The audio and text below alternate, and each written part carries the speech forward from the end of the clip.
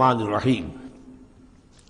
یہ جو 8 صورتیں ہیں ان میں نوٹ کر لیجئے کہ 4 صورتیں یہ ایک مزاج کی ہیں تقریباً۔ سورۃ الفرقان، سورۃ الشعراء، سورۃ النمل، سورۃ القصص، یہ آخری ہے اس چوکے کے اندر، یہ آخری ہے۔ پھر 4 وہ ہیں کہ جن میں وہ بالکل نمایاں قدر مشترک ہے کہ اس میں الف لام میم الف لام میم الف لام میم الف لام میم، تو 4 کے یہ 2 سب گروپس ہیں ان 8 صورتوں کے۔ لیکن پہلے سب گروپ میں سے ایک صورت وہ ہے کہ جو بغیر حروف مقطعات کے ہے، باقی 2 تحسین میم سے، ایک تحسین سے۔ اور ایک نقطہ یہ نوٹ کر لیجئے کہ اکثر و بیشتر صورتیں جو آئی ہیں، طٰہٰ، سورہ طٰہٰ جو ہے اس میں بھی توئے آئی ہے شروع میں، اور اس میں بھی اکثر و بیشتر حصہ حضرت موسیٰ علیہ السلام کے واقعات پر مشتمل ہے۔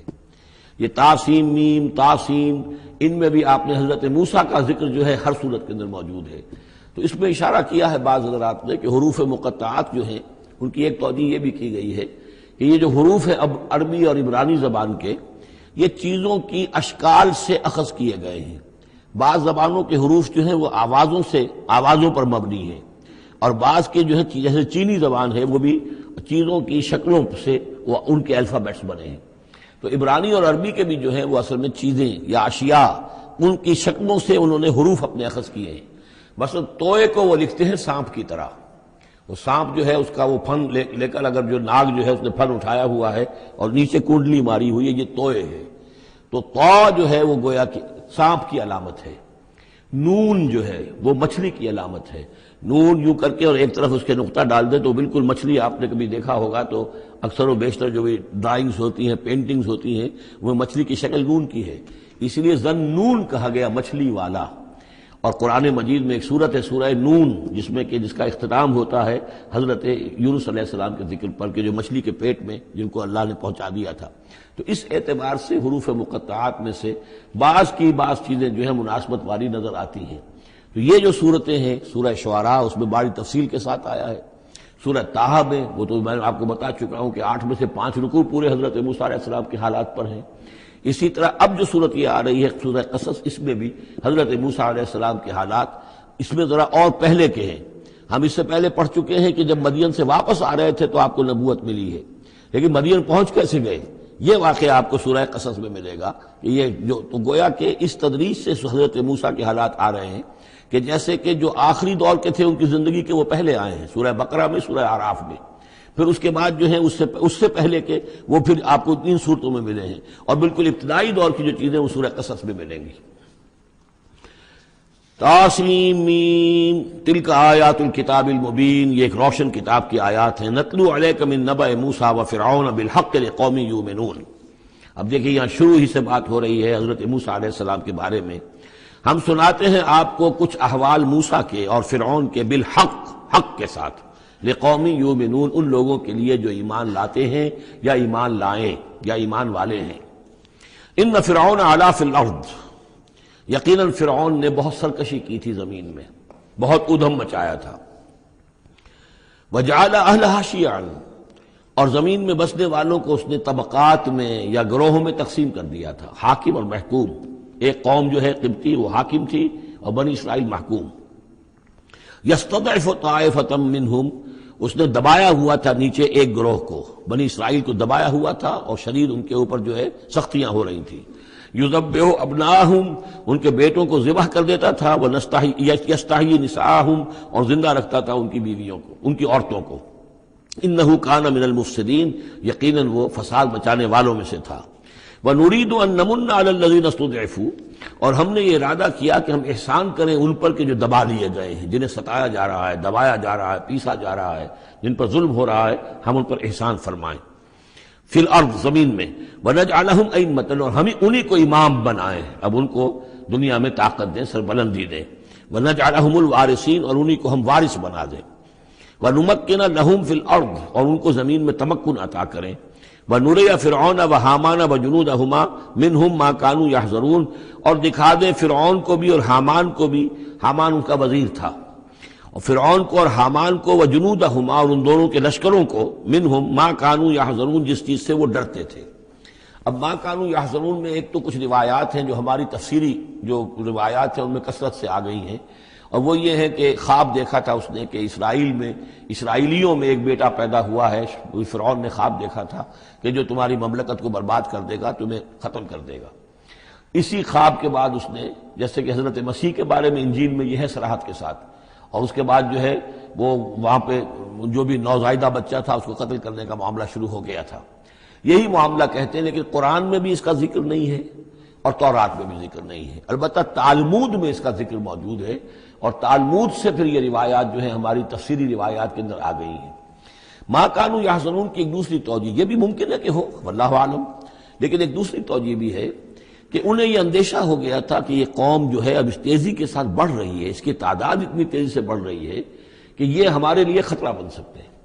بالکل وہ معاملہ ہے جو آج سے کوئی 20 سال پہلے ہوا تھا ہندوستان میں، جو نسل بندی کا معاملہ تھا کہ مسلمانوں کی تعداد اتنی تیزی سے بڑھ رہی تھی کہ ہندوؤں کو یہ اندیشہ ہوا کہ ان کی تعداد جو ہے وہ آبادی اتنی تیزی سے بڑھ رہی ہے کہ ہمارے لیے یہ خطرہ بن جائیں گے. لہذا ان کو روکنے کے لیے وہ نسل بندی اور جبری نسل بندی، پھر اس میں طرح طرح کے طریقے اختیار کیے گئے. اسی کی وجہ سے پھر وہاں مسلمانوں نے پہلی مرتبہ کانگریس کے خلاف یعنی انتخابی مارکے کے اندر بغاوت کی تھی، جس کی وجہ سے کہ اندرا گاندھی جو ہے ہار گئی تھی. تو یہ معاملہ جو ہے محسوس ہوتا ہے کہ وہاں یہ محسوس کیا جا رہا تھا کہ یہ جس تیزی کے ساتھ ان کی افزائش نسل ہو رہی ہے یہ ہمارے لیے خطرہ بن سکتے ہیں. یہ وجہ ہے کہ ان کے بچوں کو جو نرینہ اولاد ہے انہیں قتل کیا جا رہا تھا. بہرحال یہ دونوں توجیحات ممکن ہے، واللہ عالم. وَأَوْحَيْنَا إِلَىٰ أُمِّ مُوسَىٰ أَنْ أَرْضِعِيهِ فَإِذَا خِفْتِ عَلَيْهِ فَأَلْقِيهِ فِي الْيَمِّ وَلَا تَخَافِي وَلَا تَحْزَنِي إِنَّا رَادُّوهُ إِلَيْكِ وَجَاعِلُوهُ مِنَ الْمُرْسَلِينَ صدق اللہ العظیم. اور ہم نے وحی کر دی موسیٰ کی والدہ کو کہ اسے دودھ پلاتی رہو کہ کوئی تلاشی کے لیے لوگ آ رہے ہیں اور کوئی پکڑے جانے کا خوف ہے. فَأَلْقِيهِ فِي الْيَمِّ تو اسے ڈال دینا دریا میں، نیل میں. وَلَا تَخَافِي وَلَا تَحْزَنِي اور کوئی خوف نہ کھانا، کوئی رنجیدہ مت ہونا. اِنَّا رَادُّوهُ إِلَيْكِ ہمارا وعدہ ہے کہ ہم اس بچے کو لوٹا دیں گے تمہاری طرف، تمہارے پاس واپس لے آئیں گے. وَجَاعِلُوهُ مِنَ الْمُرْسَلِينَ اور اسے ہم نے بنانا ہے اپنے رسولوں میں سے. فَالْتَقَطَهُ آلُ فِرْعَوْنَ تو فرعون کے گھر والوں نے اسے اٹھا لیا. اسی سے لفظ لقطہ بنا ہے. لقطہ کہتے ہیں کوئی چیز گری پڑی کہیں ہو اس کو اٹھا لیا جائے، تو لقطے کے احکام ہیں پھر شریعت کے اندر. فَالْتَقَطَهُ اٹھا لیا اس کو آلُ فِرْعَوْنَ لِيَكُونَ لَهُمْ عَدُوًّا وَحَزَنًا آل فرعون نے، فرعون کے گھر والوں نے اسے اٹھا لیا تاکہ وہ بن جائے ان کے لیے دشمن اور غم کا باعث. اس کا مطلب یہ نہیں کہ ان کا یہ ارادہ تھا، ان کو یہ معلوم تھا، بلکہ یہ نتیجہ ہے، یہ گویا کہ آخری نتیجہ جو نکلا اس کا کہ وہی بچہ جس کو انہوں نے نکالا دریائے نیل سے، بعد میں ان کے لیے وہ ایک ان کی تکلیف کا موجب بنا. ان فرعون و حامان و جنودہما کانوا خاطئین یقین فرعون اور حامان اور ان کے لشکر جو ہے وہ چوک گئے، خطا کھائی. وقالت امرأۃ فرعون اور کہا فرعون یہ آنکھوں کی ٹھنڈک ہوگا یہ بچہ میرے لیے بھی اور تیرے لیے بھی. فرعون سے کہا اپنے شوہر سے لا تقتلوہ اسے قتل نہ کرو، عسیٰ ان ینفعنا ہو سکتا ہے یہ ہمیں کوئی نفع پہنچائے، مفید ہو ہمارے لیے، اور نتخذہ ولدا بالکل وہی الفاظ ہیں جو امرأۃ العزیز نے کہے تھے حضرت یوسف علیہ السلام کے بارے میں. ہو سکتا ہے کہ اس سے ہمیں کوئی فائدہ پہنچے یا ہم اسے اپنا بیٹا بنا لیں. وَهُمْ لَا يَشْعُرُونَ اور انہیں اندازہ نہیں تھا کہ وہ کیا کر رہے ہیں. وَأَصْبَحَ فُؤَادُ أُمِّ مُوسَىٰ فَارِغًا اور ادھر موسیٰ کی والدہ کے جذبات جو ہیں اس کے اندر ہیجان پیدا ہو گیا، ان کا دل جو ہے اڑ گیا، اڑا ہو گیا، یعنی جس کو کہتے ہیں کہ دل کے اندر 100 طرح کے ان کے وسوسے پیدا ہوئے. ان کادت لتبدی بہی وہ تو اس درجے مستر ہو گئی تھی کہ شاید ظاہر ہی کر دیتی، بھانڈا ہی پھوڑ دیتی. لولا ان ربطنا علی قلبہا اگر ہم نے اس کے دل کے اوپر اس کو دل کو مضبوط نہ کر دیا ہوتا، اس کو باندھ نہ دیا ہوتا، ڈھارس نہ دی ہوتی اس کے دل کو، لتکون من المؤمنین تاکہ وہ ہو جائے ایمان والوں میں سے. وقالت لاختہ قصیہ اور موسیٰ کی والدہ نے کہا اپنی بیٹی سے جو کہ بہن تھی حضرت موسیٰ کی، کہا اس کی بہن سے ذرا اس کے پیچھے پیچھے چل، فبصرت وہ دیکھتی رہی بہی اس کو، عن جنب اجنبی ہو کر، کہ جیسے میرا کوئی تعلق نہیں ہے، لیکن یہ کہ بہرحال اتفاقاً میں بھی دریا کے کنارے جا رہی تھی، میں نے یہ دیکھا ہے کہ صندوق چلا آ رہا ہے۔ وہم لا یشعرون، انہیں اس کا احساس نہیں ہوا کہ یہ تو جان بوجھ کر پوری طریقے سے یہاں پہنچی ہے، پورے اپنے ارادے کے ساتھ۔ وحرمنا علیہ المراضع من قبل، اور ہم نے حرام کر دی تھی ان پر تمام دودھ پلانے والیاں حضرت موسیٰ پر اس سے پہلے، یعنی یہ کہ اس بہن کے پہنچنے سے پہلے پہلے انہوں نے بہت سی خواتین کو بلایا تھا جو دودھ پلا سکتی تھی اس کو، لیکن کسی کا دودھ جو ہے وہ پینا قبول نہیں کیا حضرت موسیٰ نے۔ یہ ساری چیزیں اللہ کی طرف سے ہیں، اس کی مشیت ہے، اس کی تقدیر سے ہو رہا ہے۔ وحرمنا علیہ المراضع من قبل فقالت، اب یہ پہنچی وہاں تو وہاں تو تشویش تھی، اتنا بچہ اچھا ہے، خوبصورت ہے۔ والقیت علیک محبۃ منی، یہ ہم پڑھ آئے ہیں سورہ طٰہٰ میں، ایسے موہنی صورت کے اس کے اوپر محبت کا پرتاؤ اللہ تعالیٰ نے اپنی محبت کا پرتاؤ ڈالا۔ تو اب وہ تشویش میں تھے کہ کیا ہوگا اس کا، کون دودھ پلائے۔ ابھی میرا خیال ہے کہ فیڈرز تو ابھی ایجاد نہیں ہوئے ہوں گے کہ دودھ پلانے کا کوئی اور نظام ہو۔ قالت، تو اس نے کہا، هل ادلکم علی اہل بیت یکفلونہ لکم، تو کیا میں تمہاری رہنمائی کروں ایک گھر والوں کی طرف کہ جو اس کی کفالت کریں گے، اس کو پال دیں گے تمہارے لیے، وہم لہ ناصحون، اور وہ اس کے خیر خواہ ہیں۔ فرددناہ الی امہ کہ تقر عینہا، تو ہم نے لوٹا دیا اسے اس کی والدہ کی گود میں تاکہ اس کی آنکھیں ٹھنڈی رہیں، ولا تحزن، اور وہ رنجیدہ نہ ہو، ولتعلم ان وعد اللہ حق، اور تاکہ اس کو معلوم ہو جائے موسیٰ کو کہ اللہ کا وعدہ حق ہے، سچا ہے، جو اس نے کہا تھا کہ لوٹا دیں گے وہ لوٹا دیا۔ ولکن اکثرہم لا یعلمون، لیکن اکثر لوگ جانتے نہیں ہیں۔ ولما بلغ اشدہ واستوى آتیناہ حکما وعلما، اور جب وہ پوری قوت کو پہنچا، جوانی کو پہنچا، بھرپور جوانی کو، اپنی پوری پختگی کو پہنچ گیا، استوا، اور وہ گویا کہ تمام جو ان کے ظاہری اور باطنی قوا ہیں وہ پورے ایک اعتدال کے ساتھ جم گئے۔ آتیناہ حکما وعلما، ہم نے اسے حکم اور علم عطا فرمایا۔ اس سے یہ بھی مراد دی جا سکتی ہے کہ اسی وقت ان کو یہ نبوت جو ہے وہ مل گئی، لیکن یہ کہ عام خیال یہ ہے کہ نبوت بعد میں ملی ہے۔ تو حکم، حکمت اور علم دیا۔ وَكَذَلِكَ نَجْزِي الْمُحْسِنِينَ، اور اسی طرح ہم بدلہ دیتے ہیں احسان کی روش اختیار کرنے والوں کو، نیکوکاروں کو۔ وَدَخَلَ الْمَدِينَةَ عَلَىٰ حِينِ غَفْلَةٍ مِّنْ أَهْلِهَا، اور ایک روز وہ داخل ہوئے گاؤں میں، شہر میں، ایسے وقت میں کہ اس کے شہر کے لوگ جو ہیں غفلت میں تھے۔ اب یہ ذہن میں رکھیے یہ محل میں رہتے ہیں، اور محل آپ کو معلوم ہے شہر سے باہر ہوتے ہیں، علیحدہ ہوتے ہیں، اور بستی جہاں پر کہ زیادہ وہ جو بھی ہے ڈاؤن ٹاؤن جسے آج کل کہا جاتا ہے، وہ ان کا شہر کی کا مرکزی مقام ہوگا، اور یا تو یہ کہ اعلیٰ صبح کا وقت ہوگا جبکہ ابھی لوگ بری طرح بیدار نہیں ہوئے ہیں، گھروں میں ہیں، یا یہ کہ دوپہر کا وقت ہو کہ جس میں لوگ قیلولہ کر رہے ہیں۔ وہ داخل ہوئے، دخل المدینۃ علی حین غفلۃ من اہلہا، جبکہ اس کے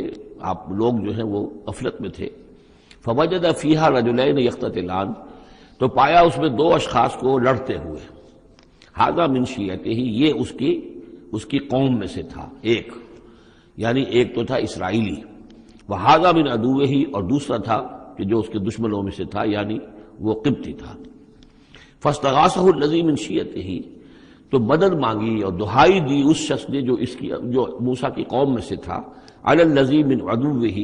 اس کے مقابلے میں کہ جو دشمن قوم سے تعلق رکھتا تھا۔ فوقظہ موسیٰ، تو حضرت موسیٰ نے اس کی مدد کے لیے اقدام کیا اور ایک مکہ رسید کیا اس کو، فقضى علیہ، اور اس کا کام تمام کر دیا،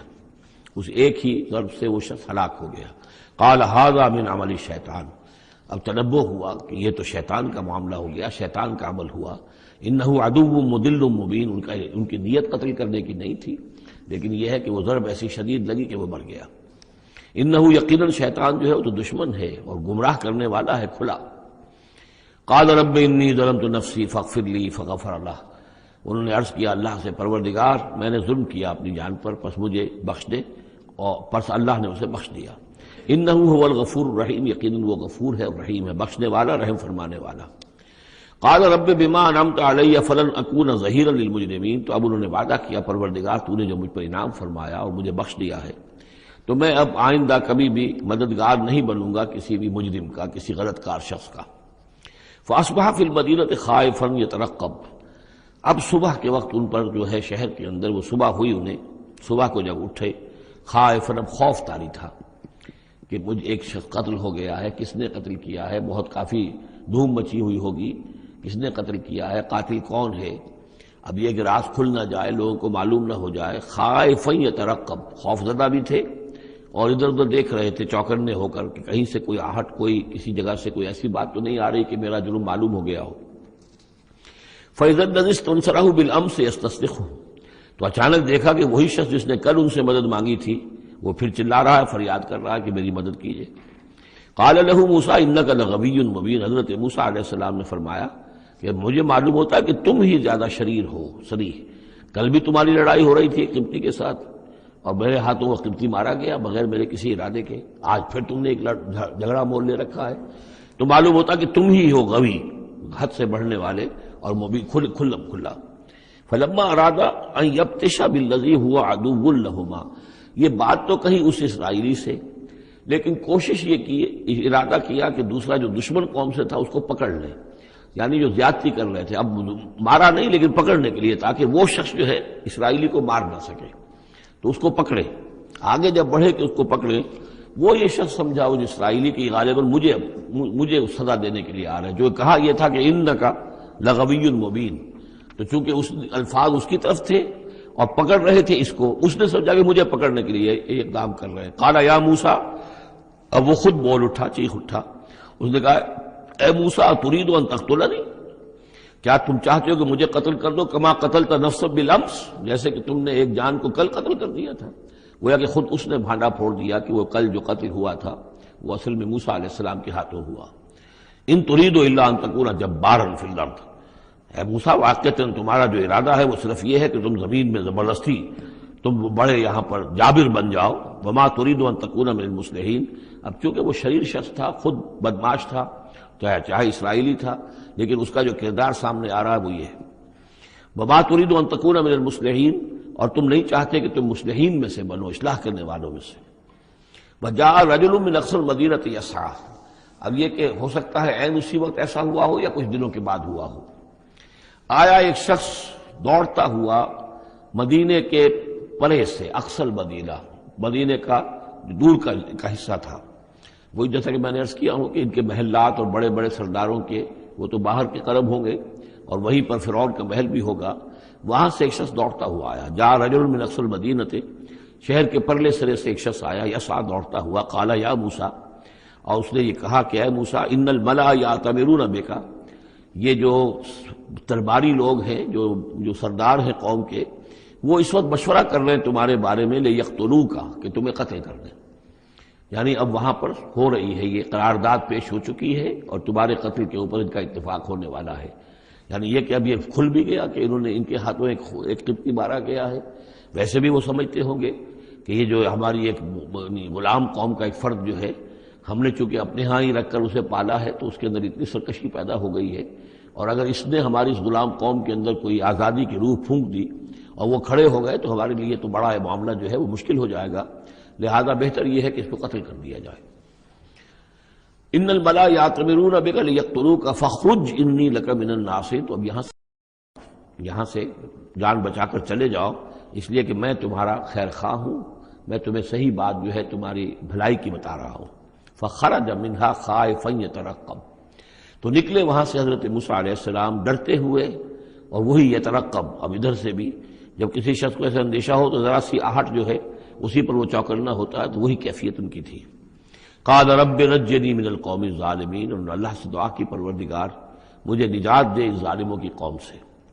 ولما توجہ تلقاء مدین، اور جب وہ اب انہوں نے رخ کیا مدین کی طرف، اتنا جغرافیہ اب آپ کے سامنے ہے، وہ سینائی پیننسولا، وہ تکون،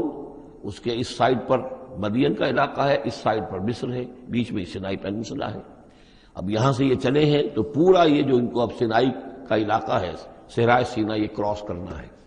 اور مدین جانا ہے۔ فلما توجہ تلقاء مدین، جب انہوں نے رخ کیا اپنا مدین کی جانب، قال، تو کہا عسیٰ ربی ان یہدینی سواء السبیل، امید ہے مجھے کہ میرا رب مجھے راستہ دکھائے گا سیدھی راہ کا، یعنی یہ کہ میں کہیں بھٹک نہیں جاؤں گا، میں اس صحرا کے اندر، ظاہر بات ہے صحرا میں نقودت میں کوئی آدمی غلط راستے پر پڑ جائے تو ویسے ہلاک ہو جائے گا، عسیٰ ربی، مجھے امید ہے کہ میرا رب مجھے راستہ بتائے گا اور صحیح راستے پر چلائے گا، سیدھی راہ پر۔ ولما ورد ماء مدین، اب کتنی دیر لگی ہوگی، کتنا وقت لگا ہوگا، جب مدین کے کنویں پر پہنچے۔ مدین کی آبادی ہے، اس کے باہر کنواں ہے، کنویں کے اوپر جو ہے رہٹ چل رہے ہیں، یا کنویں سے پانی کھینچ کر پلایا جا رہا ہے جانوروں کو، بھیڑوں بکریوں کو اور جانوروں کو۔ وجد علیہ امتن، پایا انہوں نے وہاں پر ایک قوم کو، ایک گروہ کو، من الناس یسقون، لوگوں میں سے ایک گروہ وہاں جمع تھا اس کنویں پر، پانی پلا رہے تھے۔ کسے پلا رہے تھے؟ اپنے اپنے جانوروں کو، بھیڑیں بکریاں تھیں سب کے پاس، وہ کھینچ کھینچ کر پانی جو ہے وہ کہیں ڈالتے تھے کہ جہاں سے پھر ان کی بھیڑیں بکریاں پانی پیتی تھیں۔ ووجد من دونہم امرأتین تذودان، اور ان کے پرے انہوں نے دیکھا کہ دو عورتیں ہیں جو اپنی بکریوں کو روک کر تھام کر کھڑی ہیں، یعنی بکریاں چاہتی ہوں گی پیاس کی وجہ سے پانی کی طرف آنا، لیکن وہ انہیں روک رہی تھی کہ نہیں ابھی ہماری باری نہیں ہے، رکھیوں روک رہی تھی۔ قال ما خطبکما، حضرت موسیٰ نے ان دونوں سے سوال کیا یہ آپ لوگوں کا کیا معاملہ ہے، کیوں آپ کھڑی ہیں یہاں؟ قالتا لا نسقی حتی یصدر الرعاء، انہوں نے کہا کہ ہم نہیں اپنے اس گلے کو پانی پلا سکتی جب تک کہ یہ تمام چرواہے چلے نہ جائیں۔ یہ چرواہے جو ہیں پانی پلا کے جب چلے جاتے ہیں اپنے اپنے گلوں کو لے کر، پھر ہم جاتی ہیں اور جا کر اپنے ان بھیڑوں بکریوں کو پانی پلاتی ہیں۔ وہ ابونا شیخ کبیر، ہمارا والد جو ہے وہ بہت بوڑھے شخص ہیں، ضعیف ہیں، مطلب یہ کہ کوئی مرد، جوان مرد ہے نہیں، والد ہیں گھر میں تو وہ بوڑھے ہیں، یہ کام جو کہ مردوں کی کرنے کا تھا وہ ہمیں عورتوں کو کرنا پڑ رہا ہے۔ اب ظاہر بات ہے کہ ان چرواہوں سے کون جھگڑے، تو اس لیے کہ ہم اس میں جو ہے اپنی باری کے معاملے میں ہم نے یہی طے کیا ہوا کہ یہ سب پانی پلا کے چلے جائیں اپنے اپنے ریوڑ لے کر، تو پھر ہم پانی پلاتی ہیں۔ فسقا لہما، حضرت موسیٰ علیہ السلام تو تھے قوی ہیکل تھے، انہوں نے کہا نہیں، ان کی وہ غیرت جو ہے، انہوں نے پانی پلایا، ادھر ادھر ہٹایا ان کو جو بھی چرواہے تھے، اور ان کو پانی کھینچ کر پلایا ان کی بھیڑوں بکریوں کو۔ ثم تولی الی الظل، اب وہ تو لے کر اپنی بھیڑوں بکریوں کو چلی گئی اپنے گھر، اور یہ پھر کسی سائے کی طرف انہوں نے رخ کیا، پھر مڑے ایک سائے کی طرف، کسی درخت کے سائے میں جا کر بیٹھ گئے، اور انہوں نے اب دعا مانگی۔ قال رب انی لما انزلت الی من خیر فقیر، یہ بڑی اہم دعا ہے، یاد کر لینی چاہیے۔ اے اللہ جو خیر بھی تو میری جھولی میں ڈال دے میں اس کا محتاج ہوں۔ یہ انتہائی عاجزی کی دعا ہے۔ اب ایک شخص ہے، محل میں پلا بڑھا، وہاں سے نکل کے بھاگا ہے جان بچا کر، پورا سینائی پیننسلا کراس کیا ہے، کیا سختیاں جھیلی ہوں گی، اب یہاں پہنچے ہیں، کوئی جاننے والا نہیں، کوئی پہچان والا نہیں، ایک بالکل یوں سمجھیے کہ غربت کی حالت ہے۔ تو اب اس حالت میں ہوتا ہے کہ انسان، ایک تو فقیر وہ ہوتا ہے جو کہتا ہے ٹھسے کے ساتھ میں اتنے پیسے لوں گا، میں 5 روپے سے کم نہیں لوں گا۔ ایک غریب فقیر وہ ہوتا ہے، وہ کہتا ہے کہ مجھے جو بھی دے دیں، میں تو اس قدر محتاج ہوں۔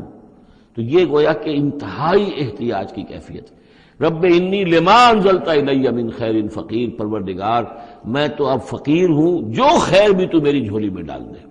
اس درجے میری حالت اب خستہ ہے۔ فجاءتہ احداہما تمشی علی استحیاء، اب ان 2 عورتوں میں سے 2 لڑکیوں میں سے ایک آئی اس کے پاس چلتی ہوئی شرم کے ساتھ، لجاجت کے ساتھ اور شرم کے ساتھ۔ قالت ان ابی یدعوک، اس نے کہا کہ میرے والد آپ کو بلا رہے ہیں، لیجزیک اجر ما سقیت لنا، تاکہ آپ کو بدلہ دیں، اجر دیں، آپ نے جو مشقت اٹھائی جھیلی، پانی کھینچا کنویں سے ہماری بھیڑوں بکریوں کے لیے، تو اجر ما سقیت لنا، ہمارے والد چاہتے ہیں کہ آپ کو کچھ اس کا اجر دیں۔ فلما جاءہ، جب وہ وہاں پہنچے اس کے پاس، وقص علیہ القصص، اور سارا قصہ انہیں سنایا، ساری بات سنائی، سارا بیان۔ قال لا تخف، انہوں نے کہا اب ڈرو نہیں، نجوت من القوم الظالمین، تم نجات پا چکے ہو اب ظالموں کی قوم سے، یعنی یہاں تک ان کی رسائی نہیں ہے، یہاں آرام سے رہو، کوئی تمہیں کھٹکا نہیں ہوگا، کوئی اندیشہ نہیں ہوگا۔ ان کے بارے میں اصل میں اختلاف ہے کہ بعض لوگ انہیں شعیب قرار دیتے ہیں، حضرت شعیب علیہ السلام مدین میں کیونکہ انہیں مبعوث کیا گیا، اور اسی اعتبار سے علامہ اقبال کا بھی وہ شعر ہے کہ اگر کوئی شعیب آئے میسر، شبانی سے کلیمی 2 قدم ہے، یعنی حضرت موسیٰ علیہ السلام چرواہے کی حیثیت سے حضرت شعیب کی خدمت میں رہے، 8 سال یا 10 سال ان کی خدمت گزاری کی، تو اس کے نتیجے میں ان میں وہ اوصاف پیدا ہو گئے، ان کی تربیت کے نتیجے میں کہ وہ چرواہے سے بڑھ کر کلیم بن گئے، اللہ کے کلیم بن گئے۔ تو یہ تربیت حضرت شعیب کی ہے، لیکن یہ بات غلط ہے۔ اصل میں حضرت شعیب کا معاملہ ہم پڑھ چکے ہیں کہ وہ اللہ کے رسول تھے،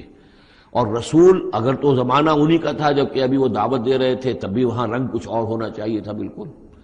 اور اگر وہ رسول اس وقت ہے جبکہ قوم ختم ہو چکی ہے، اس کے بعد جو بھی اہل ایمان بچ گئے ہیں اور حضرت شعیب بچ گئے ہیں، اگر یہ اس کے بعد کا مسئلہ ہے تو ان کا جو مقام ہونا چاہیے تھا وہاں پر یہ ممکن نہیں ہے کہ ان کی بیٹیاں اس طریقے پہ پریشان ہو اور کوئی جو ہے ان کی امت میں سے کوئی ان کی خبر گیری کرنے والا نہ ہو، تو وہ پکچر بالکل بنتی نہیں ہے یہ۔ اور حضرت شعیب کا معاملہ جو ہے ظاہر بات ہے کہ یہ اس کے اندر فصل ہے، اگرچہ یقین کے ساتھ ہمیں معلوم نہیں۔ یہ گویا کہ بعد میں جو قوم وہاں آباد ہوئی ہے حضرت شعیب کے ساتھ جو لوگ صاحب ایمان بچ گئے اور ان سے دوبارہ جو وہاں پر جو بھی آبادی ہوئی ہے اس میں کچھ اچھے لوگ، ظاہر بات ہے کہ ان میں تو ابھی اچھے اثرات بھی تھے، تو ان میں سے یہ بزرگ تھے، ابھی ہو سکتا ہے 100 سال ہو چکے ہوں لیکن ابھی کچھ نہ کچھ اثرات تھے، تو یہ بزرگ آدمی، ضعیف آدمی جو ہے یہ ایک نیک آدمی تھے۔ قالت احداہما یا ابت استاجرہ، ان میں سے ایک نے کہا، بیٹیوں میں سے، لڑکیوں میں سے ایک نے، ابا جان ان کو ملازم رکھ لیں، اجرت پر رکھ لیں، استاجر ہو۔ یہ استاجری اور اجیری یہ دونوں جو ہیں، اجیر اور مستاجر، در حقیقت یہ آجر اور اجیر وہ ہے کہ جو اجرت کے اوپر کام کرتا ہو، اور مستاجر وہ ہے جو کسی کو اجرت پر کام کرنے کے لیے رکھے، استاجر۔ مستاجر اس سے اس میں فاعل بنے گا۔ ہمارے ہاں عام طور پر غلط العام میں اجیر اور آجر کو یوں کہتے ہیں کہ آجر تو وہ ہے کہ جو کسی کو اجرت کے پر رکھے اور اجیر وہ ہے جو اجرت پر کام کرے، حالانکہ عربی میں ان دونوں کے معنی ایک ہی ہیں، آجر اور اجیر، ایک اس میں فاعل ہے، ایک صفت مشبہ ہے، دونوں کا مفہوم ہے اجرت پر کام کرنے والا، اور جو اجرت پر کام لیتا ہے وہ مستاجر ہے۔ یا ابت استاجر ہو، ابا جان ان کو ملازم رکھ لیں، ان خیر من استاجرت القوی الامین، یقیناً بہترین آدمی جسے ملازم رکھا جائے وہی ہوتا ہے جو القوی ہو، طاقتور ہو۔ وہ دیکھ لیا تھا کہ حضرت موسیٰ علیہ السلام سے کوئی جو ہے وہ وہاں کے چرواہوں میں سے کسی نے الجھنے کی کوشش نہیں کی، وہ ڈر کے ادھر ادھر ہو گئے اور کسی نے جو ہے ان کو روکا نہیں، تو طاقت والے بھی ہیں اور امین ہیں۔ انہوں نے یہ مشاہدہ کر لیا تھا کہ کوئی بری نگاہ حضرت موسیٰ نے نہیں ڈالی ہوگی ان لڑکیوں پر، تو ظاہر بات ہے کہ اس معاملے میں تو عورت کا جو ہے احساس بہت بیدار ہوتا ہے کہ کسی مرد کی عورت کس قسم کی نگاہ جو ہے کس قسم کی ہے جو اس پر پڑ رہی ہے، تو اسے چونکہ ذاتی تجربہ ہو چکا تھا کہ ان کے اندر وہ امانت پوری موجود ہے اور کسی درجے میں بھی نگاہ کی خیانت بھی ان میں نہیں ہے، تو جس شخص کی نگاہ میں خیانت نہیں ہے وہ اور کسی معاملے میں کیا خیانت کرے گا۔ کہ قالت احداہما یا ابت استاجر ہو ان خیر من استاجرت القوی الامین، ابا جان ان کو ملازم رکھ لیجئے، اس لیے کہ ملازمت کے لیے بہترین شخص وہی ہوتا ہے جو طاقتور بھی ہو، کام کر سکے خوب، اور یہ کہ امین ہو، اعتبار کے قابل ہو۔ قال انی ارید ان انکحک احدی ابنتی ہاتین، انہوں نے کہا وہ صاحب جو بزرگ ہیں شیخ مدین کہ میں یہ ارادہ رکھتا ہوں، میرا خیال ہے کہ اپنی بیٹیوں میں سے ایک کو تمہارے نکاح میں دے دوں اے موسیٰ، علی ان تأجرنی 8 حجج، لیکن اس پر کہ تم 8 سال تک میرے ہاں اجرت پر کام کرو، میری ملازمت کرو۔ یہ جو مہر کا معاملہ ہے یہ پھر پچھلے زمانے میں ایسا ہی ہوگا جیسے آج کل پٹھانوں میں بھی ہوتا ہی ہے ابھی، کہ وہ مہر جو ہے وہ والدین لے لیتے ہیں رقم جو ہے، گویا کہ وہ اس لڑکی کو جو پالا ہے پوسا ہے تو یہ در حقیقت اس کا بدل ہے وہ جو لے رہے ہیں کہ ہم نے اس کو پالا پوسا، آپ تمہارے حوالے کر رہے ہیں تو ہمیں اس کی رقم دو، جبکہ اسلام میں آ کر اس کو بدل دیا گیا ہے، مہر جو ہے لڑکی کا حق ہے، وہ اس کے والدین کا حق نہیں ہے۔ البتہ اس وقت معلوم ہوتا ہے کہ رواج یہی تھا کہ چونکہ اپنی بیٹی نکاح میں دینے کے لیے تیار ہو رہے ہیں تو اس کے عوض اپنی ملازمت کروانا چاہتے ہیں کہ تم میری ملازمت کرو، میری خدمت کرو 8 برس تک، تو یہ گویا کہ بدل ہو جائے گا اس کا کہ میں اپنی ایک بیٹی کا نکاح تم سے کر دوں گا۔ فَإِنْ أَتْمَمْتَ 10 فَمِنْ عِنْدِكَ، اور اگر تم 10 سال کر دو تو یہ تمہاری طرف سے ہے، یہ گویا کہ تمہاری طرف سے ایک احسان ہوگا۔ 8 سال پورے کر دو، اس میں محنت کرو، یہاں مزدوری کرو، میرے بھیڑوں بکریوں کو چراؤ اور گھر کے کام کرو، تو پھر میں اپنی بیٹی تمہارے حوالے کر دوں گا، اس کا نکاح کر دوں گا تم سے۔ یا یہ کہ 10 سال کر دو تو یہ تمہاری طرف سے اضافی بات ہوگی۔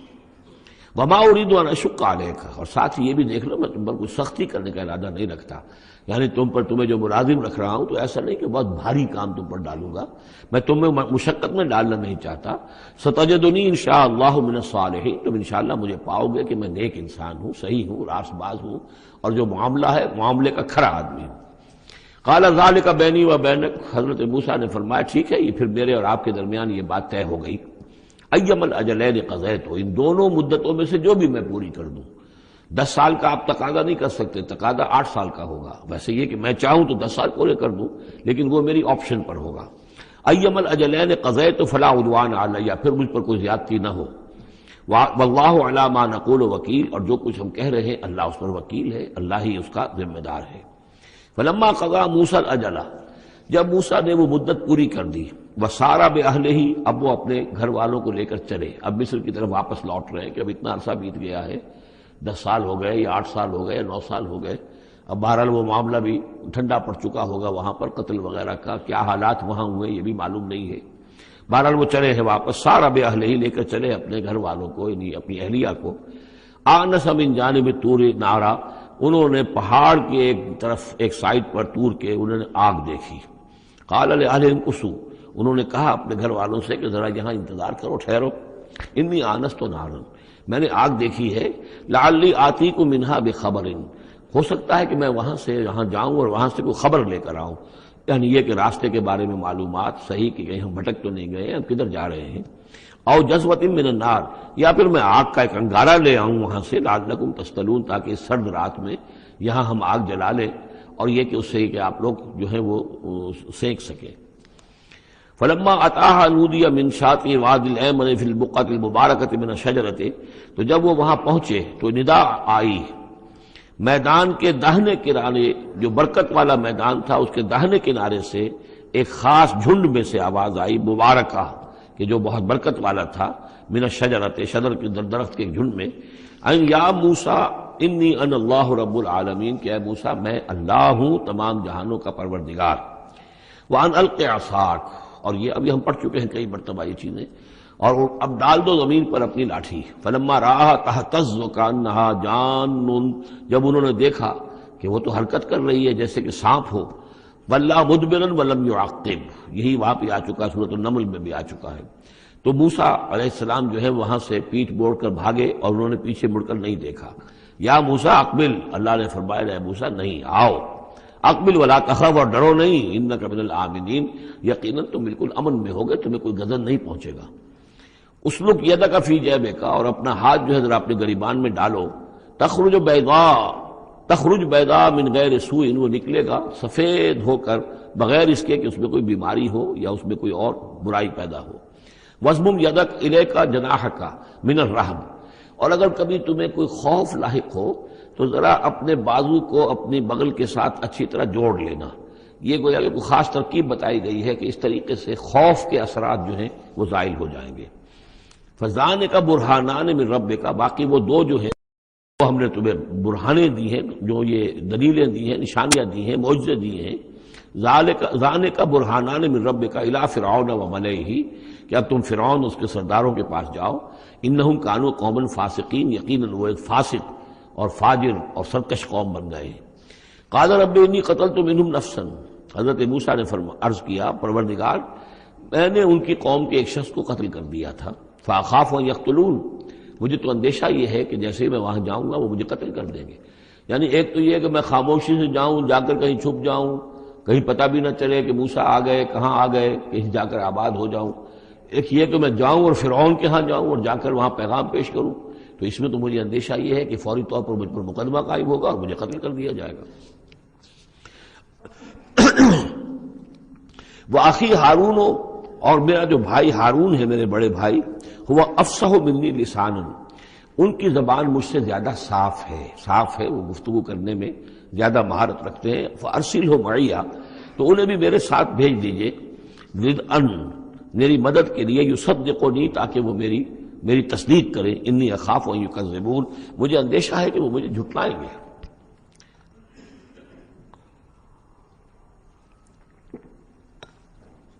قال سنشد عضدک باخیک، اللہ تعالیٰ نے فرمایا ٹھیک ہے ہم تمہارے بازو کو مضبوط کریں گے تمہارے بھائی کے ذریعے سے. وَنَجْعَلُ لَكُمَا سُلْطَانًا، اور ہم تمہارے لیے دونوں کے لیے ایسا روب تمہارے اندر پیدا کر دیں گے، فَلَا يَصِلُونَ إِلَيْكُمَا، کہ وہ تمہاری طرف آگے بڑھ نہیں سکیں گے، تمہاری طرف تمہیں ہاتھ نہیں لگا سکیں گے. یعنی یہ بھی جیسے کہ ایک وقت میں ہم نے تمہارے چہرے پر ایسی محبت کا پرتو ڈال دیا تھا کہ کوئی آپ کو قتل نہیں کر سکا، اسی طریقے سے اب ہم ایک ایسا روب جو ہے آپ کی شخصیت کے اندر تمہاری شخصیت جو ہے پیدا کر دیں گے تم دونوں کی کہ کوئی شخص تمہارے خلاف کوئی اقدام نہیں کر سکے گا. بے آیاتنا انتما ومن اتبعکم الغالبون، اور یقیناً ہماری آیات کی بدولت تم دونوں اور جو بھی تم دونوں کی پیروی کریں گے وہی غالب رہیں گے. فلما جاءہم موسیٰ بآیاتنا، تو جب موسیٰ پہنچے ان کے پاس ہماری آیات کے ساتھ بینات روشن آیات لے کر، قالوا ما ھذا الا سحر مفترى، انہوں نے کہا یہ تو نہیں ہے کچھ بھی سوائے اس کے کہ جادو ہے جو افطرا ہو رہا ہے، گھڑا ہوا ہے.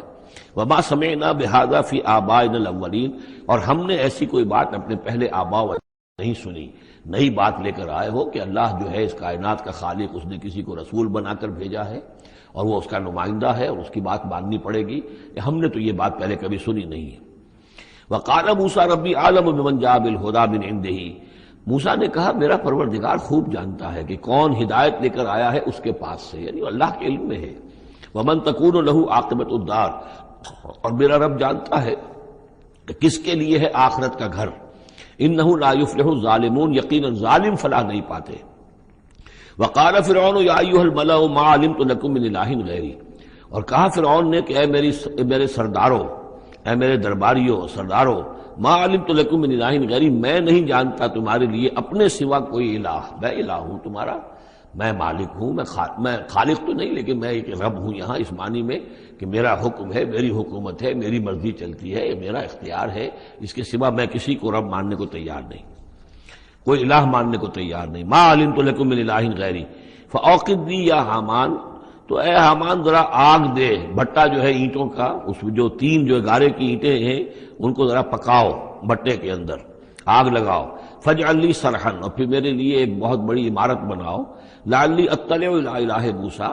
یہ موسیٰ جو کہتا کہ اللہ ہے اور وہ آسمانوں پر ہے، تو میں ذرا اونچا ہو کر دیکھوں تو صحیح، جھانکوں تو صحیح آسمانوں میں، ایک ایسی اونچی عمارت کے اوپر چڑھ کر کہ میں دیکھوں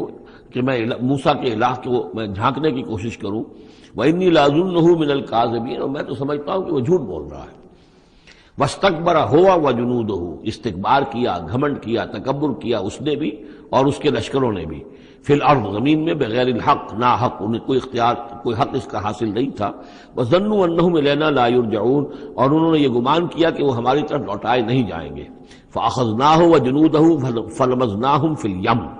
تو ہم نے پکڑا اس کو اور اس کے لشکروں کو اور ہم نے ان کو پھینک دیا پھر سمندر میں. فانظر کیف کان عاقبۃ الظالمین، تو دیکھو کیسا انجام ہوا ظالموں کا. وجعلناہم ائمۃ یدعون الی النار، اور ہم نے انہیں بنا دیا امام کہ جو لوگوں کو آگ کی طرف بلانے والے تھے، یعنی فرعون اور اس کے درباری لوگوں کو آگ کی طرف بلانے والے بن گئے. وَيَوْمَ الْقِيَامَةِ لَا يُنصَرُونَ، اور قیامت کے دن ان کی کوئی مدد نہیں کی جائے گی. وَأَتْبَعْنَاهُمْ فِي هَذِهِ الدُّنْيَا لَعْنَةً، اور ہم نے اس دنیا میں بھی ان پر ان کے پیچھے لعنت لگا دی ہے، لعنت رکھ دی ہے جو ان کا پیچھا کر رہی ہے. وَيَوْمَ الْقِيَامَةِ هُمْ مِنَ الْمَقْبُوحِينَ، اور قیامت کے دن یقیناً وہ بہت ہی برائی کی کیفیت میں ہوں گے. وَلَقَدْ آتَيْنَا مُوسَى الْكِتَابَ مِن بَعْدِ مَا أَهْلَكْنَا الْقُرُونَ الْأُولَىٰ، اور ہم نے موسیٰ کو کتاب عطا فرمائی اس کے بعد کہ ہم نے پہلی جماعتوں کو ہلاک کر دیا تھا. بصائر للناس، ہم نے یہ کتاب دی ہے سجھانے کے لیے، آنکھیں کھولنے کے لیے لوگوں کی. وہدن، اور رہنمائی دینے والی. ورحمتن، اور رحمت. لعلہم یتذکرون، تاکہ وہ یاد رکھیں، نصیحت اخذ کریں، ہوش کریں، دھیان دیں. وما کنت بجانب الغربی اذ قضینا الی موسیٰ الامر، اور اے نبی آپ تو اس پہاڑ کے غربی جانب نہیں تھے اس وقت جبکہ ہم نے موسیٰ کو اپنے حکم دیا، بھیجا حکم. جب موسیٰ سے ہماری گفتگو ہوئی، مکالمہ ہوا اور ہم نے موسیٰ کو رسالت پر فائز کر کے حکم دیا کہ جاؤ. وما کنت من الشاہدین، آپ تو وہاں موجود نہیں تھے، آپ نہیں دیکھ رہے تھے یہ سب کچھ. ولکننا انشأنا قرونا، لیکن ہم نے پھر بہت سی نسلیں پیدا کی، بہت سی قومیں پیدا ہو گئیں. فتطاول علیہم العمر، لیکن ان کے اوپر ایک لمبی عمر بیت گئی ہے. یعنی یہ لوگ جو ہیں جو مکے والے ہیں، چونکہ یہ واقف نہیں ہے نبوت اور رسالت کے تصورات سے، اس لیے ان کے لیے بڑا یہ اچنبے کی بات ہے جو آپ کے بارے میں سوچ رہے ہیں. لیکن اگر غور کریں یہ ساری خبریں جو ہیں آپ کو کہاں سے مل رہی ہیں؟ ظاہر بات ہے کہ آپ تو وہاں نہیں تھے. وما كنت ساويا في اهل مدين، نہ ہی آپ اہل مدین میں آباد تھے اس وقت. تتلو علیہم آیاتنا، کہ اس وقت آپ موجود ہوں مدین میں جب وہ ماجرا ہوا اور حضرت موسیٰ وہاں پہنچے اور پھر وہ اس شیخ مدین کے گھر میں رہے ہیں، آپ تو ان چیزوں سے واقف نہیں تھے.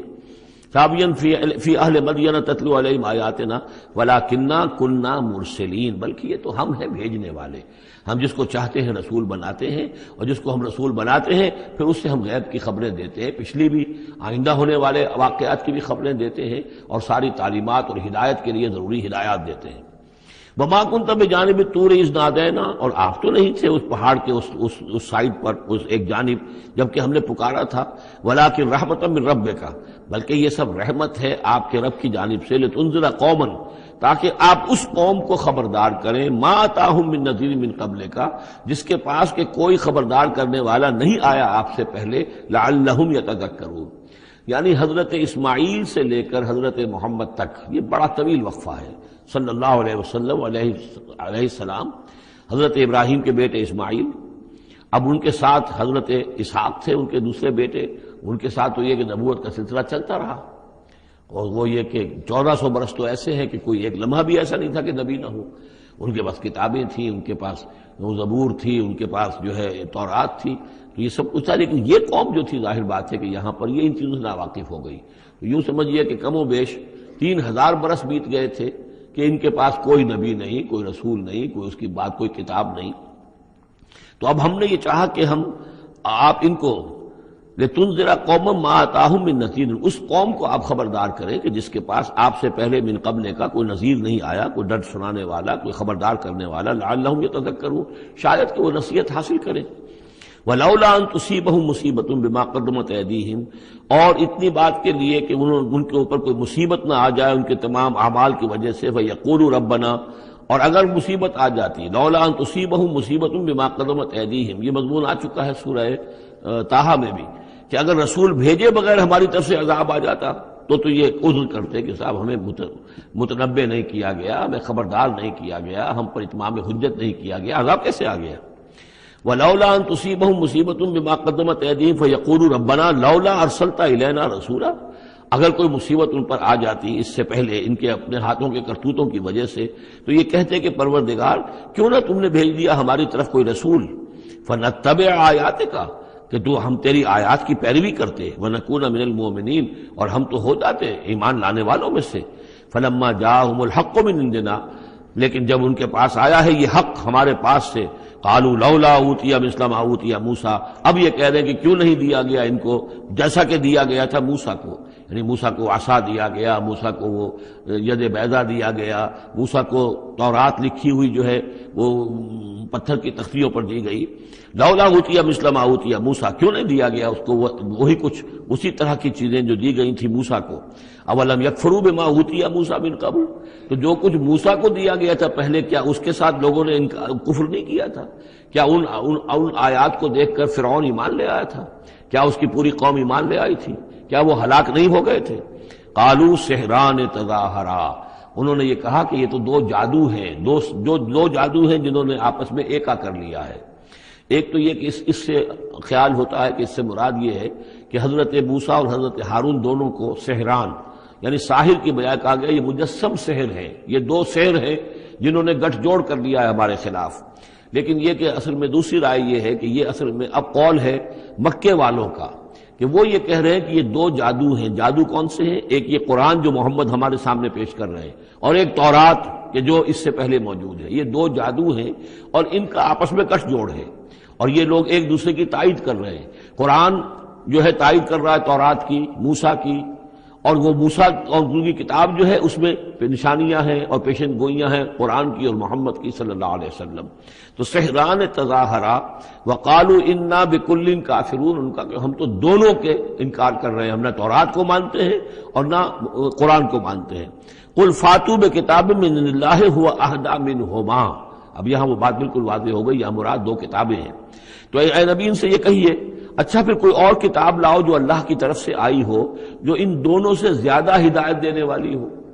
اگر تورات کو بھی تم نہیں مانتے، اگر تم قرآن کو بھی نہیں مانتے، تو لاؤ نہ کوئی اور کتاب کوئی اللہ نے نازل کی ہو جو ان دونوں سے اہدا ہو، زیادہ ہدایت والی ہو۔ اہدا منہما اتبع ہو، میں اس کی پیروی کروں گا، ان کنتم صادقین، اگر تم سچے ہو۔ یعنی یہ بات نوٹ کر لیجئے، یہ ایسے ہی ہے جیسے ایک جگہ آیا ہے قل ان کان للرحمن ولد فانا اول العابدین، آگے چل کر آ جائے گی یہ آیت کہ اگر رحمان کا واقعی کوئی بیٹا ہوتا تو سب سے پہلے میں پوچھتا اس کو۔ جب میں رحمان کی بندگی کرتا ہوں، رحمان کی پرستش کرتا ہوں، رحمان کو پوجتا ہوں، تو اگر واقعی اس کا کوئی بیٹا ہوتا تو میں کیوں نہ پوجتا؟ اسی طریقے سے اگر کوئی اور کتاب ہوتی تورات اور قرآن سے بڑھ کر ہدایت دینے والی تو میں اس کی پیروی کروں گا۔ میرے اندر تو کوئی عصبیت نہیں ہے کہ کسی ایک ہی چیز کو لے کر میں بیٹھ رہا ہوں، جو بھی اللہ کی طرف سے ہدایت نامہ آئے۔ فَإِن لَّمْ يَسْتَجِيبُوا لَكَ، تو اے نبی اگر یہ لوگ پھر آپ کی بات کو قبول نہ کریں، آپ کی اس دلیل کو تسلیم نہ کریں، فَاعْلَمْ، تو جان لیجئے انما یتبعون اہواءہم، کہ یہ لوگ صرف پیروی کر رہے ہیں اپنی خواہشات کی۔ ومن اضل ممن اتبع ہواہ، اور اس شخص سے بڑھ کر گمراہ اور بھٹکا ہوا کون ہوگا جو اپنی خواہش نفس کی پیروی کر رہا ہو، بغیر ہدی من اللہ، بغیر اس کے کہ اس کے پاس اللہ کی طرف سے کوئی ہدایت نامہ ہو، اللہ کی طرف سے کوئی ہدایت اور رہنمائی ہو۔ ان اللہ لا یہدی القوم الظالمین، یقیناً اللہ تعالیٰ ایسے ظالم قوم کو ہدایت نہیں دیتا۔ وَلَقَدْ وَصَّلْنَا لَهُمُ الْقَوْلَ لَعَلَّهُمْ يَتَذَكَّرُونَ، اور ہم پے بپے بھیجتے رہے اپنے رسول، اور ان کے لیے ان کی دعوت آتی رہی تاکہ یہ نصیحت اخذ کریں۔ اور یہاں وصلنا سے مراد خاص طور پر سہران تظاہرہ بھی ہو سکتا ہے کہ یہ ایک سلسلہ ہے، سلسلۃ الذہب ہے، اس کے اندر وصل ہے، یہ جڑے ہوئے ہیں۔ یہ تورات اور زبور اور انجیل اور قرآن، یہ تو اصل میں ایک ہی سنہری زنجیر کی کڑیاں ہیں۔ وَلَقَدْ وَصَّلْنَا لَهُمُ الْقَوْلَ، ہم نے اپنی اس بات کو، اپنی ہدایت کو، اپنی وحی کو اس طریقے سے جوڑا ہے ایک زنجیر کی شکل میں تاکہ یہ لوگ اس سے نصیحت اخذ کریں۔ الذین آتیناہم الکتاب من قبلہ ہم بہ یؤمنون، اور جن لوگوں کو ہم نے اس سے پہلے قرآن سے پہلے کتاب دی تھی ان میں بھی وہ لوگ ہیں کہ جو اس پر ایمان رکھتے ہیں، جو دل سے مانتے ہیں کہ یہ اللہ کا کلام ہے۔ وَإِذَا يُتْلَىٰ عَلَيْهِمْ قَالُوا آمَنَّا بِهِ، اور جب انہیں یہ پڑھ کر سنایا جاتا ہے قرآن مجید، وہ کہتے ہیں ہم اس پر ایمان لائے۔ انہ الحق من ربنا، یقیناً یہ ہمارے رب کی طرف سے حق ہے۔ انا کنا من قبلہ مسلمین، ہم تو اس سے پہلے ہی اسلام لا چکے ہیں، یعنی ہم تو اس بات کو پہلے ہی تسلیم کر چکے ہیں۔ اولئک یؤتون اجرہم مرتین، یہ وہ لوگ ہیں جنہیں ان کا اجر دیا جائے گا دوہرا، دو مرتبہ، یعنی یہ کہ وہ سابقہ امت میں سے تھے، وہ بنی اسرائیل میں سے تھے یا نصارہ میں سے تھے، انجیل کو مانتے تھے، تورات کو مانتے تھے، اب انہوں نے قرآن کو بھی تسلیم کر لیا تو یہ گویا کہ انہیں دوہرا اجر ملے گا۔ اولئک یؤتون اجرہم، ان کو دیا جائے گا ان کا اجر مرتین بما صبروا، ان کے صبر کے نتیجے میں کے عوض ان کو دوہرا اجر ملے گا۔ ویدرؤون بالحسنۃ السیئۃ، اور ان کا طریقہ یہ ہے کہ وہ دفع کرتے ہیں اچھائی کے ذریعے سے برائی کو، مما رزقناہم ينفقون، اور جو کچھ ہم نے انہیں دیا اس میں سے خرچ کرتے ہیں۔ وَإِذَا سَمِعُوا اللَّغْوَ أَعْرَضُوا عَنْهُ وَقَالُوا لَنَا أَعْمَالُنَا وَلَكُمْ أَعْمَالُكُمْ، اور جب انہوں نے سنی لغو باتیں تو انہوں نے کہا، انہوں نے اعراض کیا اور کہا ہمارے لیے ہمارے اعمال ہیں اور تمہارے لیے تمہارے اعمال ہیں۔ اس کے پس منظر میں ایک واقعہ ہے، یہ آپ کو معلوم ہے کہ جو پہلی ہجرت ہوئی تھی تو وہ ابیسینیا کی طرف تھی، حبشہ کی طرف تھی، تو وہاں کچھ لوگ ایمان لے آئے تھے، اور کچھ عرصے کے بعد وہاں سے ایک وفد آیا ہے حضور صلی اللہ علیہ وسلم سے ملاقات کے لیے۔ ظاہر بات ہے جو ایمان لائے ہیں اب ان کے دل میں کتنی خواہش ہوگی کہ حضور سے ملنے کے لیے آئیں۔ وہ کون تھے؟ وہ نصارہ تھے، عیسائی تھے، جیسے نجاشی، حضرت نجاشی رحمۃ اللہ علیہ۔ ہم انہیں صحابی نہیں مان سکتے اس لیے کہ حضور سے ملاقات نہیں ہوئی، لیکن تابعی تو ماننا پڑے گا کہ حضور کے صحابہ کو انہوں نے دیکھا ہے۔ یہ جتنے بھی صحابہ گئے تھے مکے سے ہجرت کر کے تو ان کو چونکہ دیکھا، لہٰذا تابعی ہیں، ہم ان کے لیے رضی اللہ عنہ نہیں کہتے بلکہ ہم رحمۃ اللہ علیہ کہتے، تابعین میں سے۔ ان کی نماز جنازہ حضور نے غائبانہ نماز جنازہ صرف ایک ہے جو حضور نے پڑھائی ہے اور وہ حضرت نجاشی کی ہے۔ بہرحال وہاں سے جو پھر ایک وفد آیا تھا حضور سے ملاقات کے لیے، جب یہ لوگ آئے مکے میں تو مکے والوں نے ان کو استہزاء بھی کیا، مذاق بھی ہوا، دیکھو ان پاگلوں کو، بے وقوفوں کو، ان کے پاس کتاب بھی تھی، یہ تو ان سے بہتر تھے، اب یہ محمد پہ ایمان لے آئے ہیں، یہاں پر آئے ہیں، استہزاء بھی کر رہے تھے، تمسخر بھی کر رہے تھے۔ تو اس پر انہوں نے کہا کہ دیکھیے ہمارا آپ سے کوئی سروکار نہیں، آپ کے لیے آپ کے اعمال، ہمارے لیے ہمارے اعمال، ہم پہلے بھی حق پر تھے اور جب یہ نیا حق ہمارے سامنے آیا ہے دی قرآن، ہم اس پر بھی ایمان لے آئے ہیں۔ تو یہ ان کا معاملہ ہے۔ وَإِذَا سَمِعُوا اللَّغْوَ، جب انہوں نے وہ لغو باتیں سنی جو کہ مکے کے لوگ جو ہیں ان کے ساتھ کر رہے تھے، اعرضوا عنہ، تو انہوں نے اعراض کیا۔ اب ظاہر بات ہے کہ وہ آئے ہوئے تھے، مسافر تھے، وہاں پر خامخواہ جھگڑا کر لیں اس میں بھی وہ بات مناسب نہیں تھی۔ وقالوا لنا اعمالنا، انہوں نے کہا دیکھیے آپ ہم سے کاہے کو جھگڑتے ہیں، ہمارے لیے ہمارے اعمال ہیں، ولکم اعمالکم، اور آپ کے لیے آپ کے اعمال ہیں۔ سلام علیکم لا نبتغی الجاہلین، آپ کو سلام ہم کرتے ہیں اور ہم جاہلوں سے الجھنا نہیں چاہتے، ہم نہیں چاہتے کہ جاہلوں کے ساتھ ہم خامخواہ الجھیں۔ انک لا تہدی من احببت، اے نبی آپ ہدایت نہیں دے سکتے جس کو بھی آپ چاہیں۔ ولیکن اللہ یہدی من یشاء، بلکہ یہ اللہ ہی کا اختیار مطلق ہے، وہ ہدایت دیتا ہے جس کو چاہتا ہے۔ وہو اعلم بالمہتدین، اور یقیناً وہ خوب جانتا ہے کون ہے ہدایت پانے والے، کون ہے ہدایت کے طالب، جن کے دلوں میں طلب ہے، اللہ جانتا ہے، انہی کو وہ ہدایت دے گا۔ لہذا یہ کہ یہ آپ کے اختیار میں نہیں ہے، اور یہ آیت خاص طور پر ابو طالب کے لیے، جو سن 10 کے اندر انتقال ہوا ہے ابو طالب کا، اور یہ کہ اس وقت تک یہ ایمان نہیں لائے، اگرچہ حضور صلی اللہ علیہ وسلم نے بارہا چاہا کہ چچا جان آپ ایمان لے آئیے، آپ میرے کان میں ہی کلمہ پڑھ دیجیے اشہد ان لا الہ الا اللہ و اشہد ان محمد رسول اللہ، تاکہ میں اللہ کی گواہی دے سکوں۔ لیکن یہ کہ بہرحال وہ دنیا سے محروم گئے۔ لیکن یہ کہ میں ادب کے ساتھ ان کا نام اس لیے لے رہا ہوں کہ حضور پر یقیناً ان کا احسان ہے، اور حضور پر احسان ہے تو ہم سب پر احسان ہے، لہذا اس اعتبار سے نام جو ہے ان کا میں ادبی سے لے رہا ہوں۔ وَقَالُوا إِن نَّتَّبِعِ الْهُدَىٰ مَعَكَ، اور وہ یہ کہتے ہیں کہ اے محمد صلی اللہ علیہ وسلم اگر ہم آپ کے ساتھ ہدایت کی پیروی کریں، یعنی جو ہدایت آپ پیش کر رہے ہیں اگر ہم اسے قبول کر لیں، ہم ایمان لے آئیں، نُتَخَطَّفْ مِنْ أَرْضِنَا، تو ہم اپنی زمین سے اچک لیے جائیں گے۔ یہ لفظ یہاں نوٹ کر لیجئے، یہ ایک دو مرتبہ اور بھی آئے گا، اور یہ لفظ ہم پڑھ چکے ہیں سورہ انفال میں۔ وَاذْكُرُوا إِذْ أَنتُمْ قَلِيلٌ مُسْتَضْعَفُونَ فِي الْأَرْضِ تَخَافُونَ أَن يَتَخَطَّفَ النَّاسُ يَتَخَطَّفَكُمُ النَّاسُ، یاد کرو جب کہ تم کم تھے تعداد میں اور تمہیں زمین میں دبا لیا گیا تھا، اور تمہیں اندیشہ تھا کہ لوگ تمہیں اچک لے جائیں گے۔ تو یہ اچک لے جانا جو ہے، یعنی کسی کو ختم کر دینا، کسی کے لیے بڑی تباہی کا سامان لے آنا۔ لوگ یہ کہتے تھے کہ اے محمد اگر ہم آپ پر ایمان لے آئیں گے تو یہ پورا عرب جو ہے یہ مشرک ہے، کافر ہے، تو ہمیں تو یہ سب کے سب ختم کر دیں گے۔ نتخطف، ہم اچک لیے جائیں گے من ارضنا، اپنی زمین سے۔ لہذا آپ کی بات صحیح ہے، دل میں بھی ہمارے لگتی ہے، بات بھی ٹھیک ہے، لیکن یہ کہ پورے عرب کی دشمنی کیسے مول لے رہے، یہ پورے قریش کی دشمنی ہم کیسے مول لے رہے، ہمارے اندر ان کے مقابلے کی جرت نہیں ہے۔ تو جیسا کہ میں نے عرض کیا کہ کچھ لوگ تو ہوتے ہیں کہ ہٹ کے بعد آباد،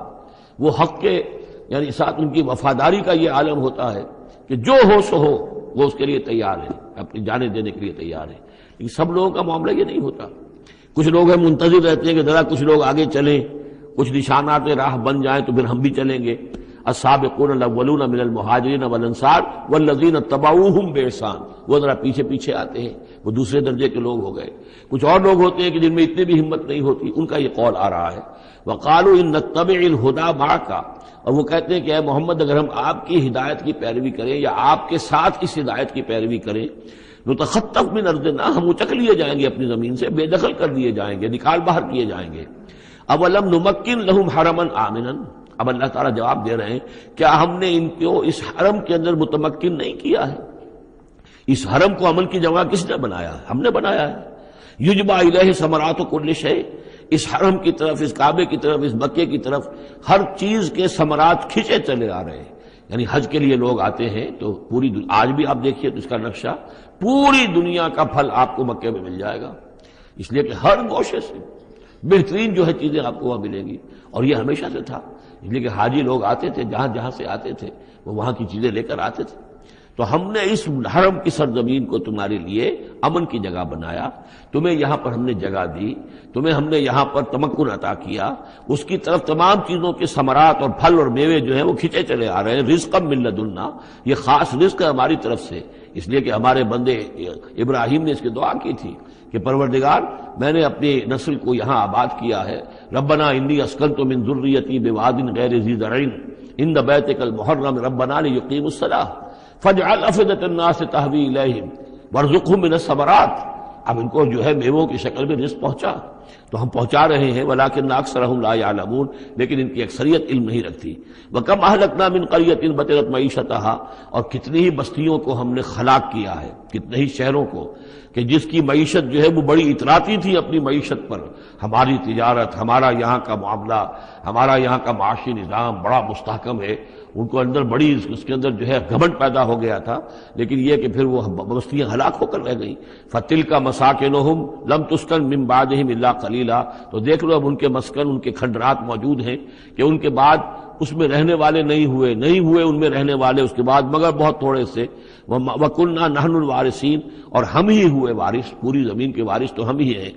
وَمَا كَانَ رَبُّكَ مُهْلِكَ الْقُرَىٰ، یہ وہ بات اب دوبارہ آ گئی جو سورہ بنی اسرائیل میں آئی تھی، وَمَا كُنَّا مُعَذِّبِينَ حَتَّىٰ نَبْعَثَ رَسُولًا، ہم اس عذاب نہیں بھیجتے رہے ہیں جب تک کہ رسول کی بعثت نہ کر دیں. رسول آئے، حق کا حق ہونا واضح کر دے، حق کو مبرہن کر دے، حجت قائم کر دے، پھر عذاب آتا تھا. اگر اس کے باوجود وہ قوم اپنے کفر پر اڑی رہتی تھی. وما کان ربک مہلک القری، اور نہیں ہے آپ کا پروردگار ایسا کہ وہ بستیوں کو غارت کر دے اور برباد کر دے. حتیٰ یبعث فی امہا رسولا، یہاں اب اس لفظ کا اضافہ ہو گیا، جب تک کہ ان بستیوں کی مرکزی بستی میں کسی رسول کو نہ بھیج دے.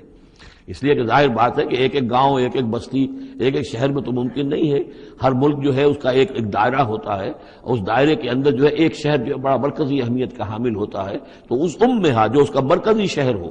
اس کے اندر جب تک ہم رسول کا نہ بھیج دیں. اور رسول کیا کرتا تھا؟ یتلو علیہم آیاتنا، جو تلاوت کرتا تھا، سناتا تھا انہیں ہماری آیات. وما کنا مہلک القری الا واہلھا ظالمون، اور ہرگز ہم نہیں تھے ان بستیوں کو ہلاک کرنے والے مگر اس بنا پر کہ اس کے رہنے والے، اس میں جو آباد تھے وہ ظالم تھے، گناہگار تھے، مشرک تھے اور کافر تھے. وما اوتیتم من شیء فمتاع الحیات الدنیا، تو جو بھی کچھ تمہیں دیا گیا ہے، جو بھی ساز و سامان تمہیں ملا ہے، جو بھی کچھ ملا ہے، وہ اس دنیا کی زندگی کا سامان ہے، برتنے کی چیزیں ہیں. وزینتھا، اور اس کی زینت ہے. یہ دنیا کی زندگی بھی عارضی ہے اور یہ سامان بھی عارضی ہے. وما عند اللہ خیر وابقیٰ، اور جان لو کہ جو اللہ کے پاس ہے وہ یقیناً بہت بہتر ہے اور باقی رہنے والا ہے، اس کو دوام ہے. افلا تعقلون، تو کیا تم عقل سے کام نہیں لیتے؟ افمن وعدناہ وعدا حسنا فہو لاقیہ، کیا بھلا وہ شخص جس سے کہ ہم نے اچھا وعدہ کیا ہے،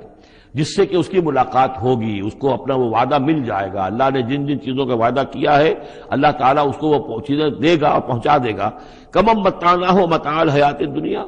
کیا وہ اس جیسا ہو جائے گا جس سے ہم نے دنیا کی زندگی کا ساز و سامان دے دیا. ثم ہوا یوم القیامت من المحضرین، پھر وہ قیامت کے دن گرفتار ہو کر آ جائے. تو ایک وہ آدمی ہے کہ جو اللہ تعالیٰ کی رحمت کے سائے میں ہوں گے قیامت میں اور آخرت میں، اور ایک یہ ہے کہ دنیا میں تو کچھ مزے کر لیے ہیں، گلچھرے اڑا لیے ہیں، عیش کر لیے ہیں،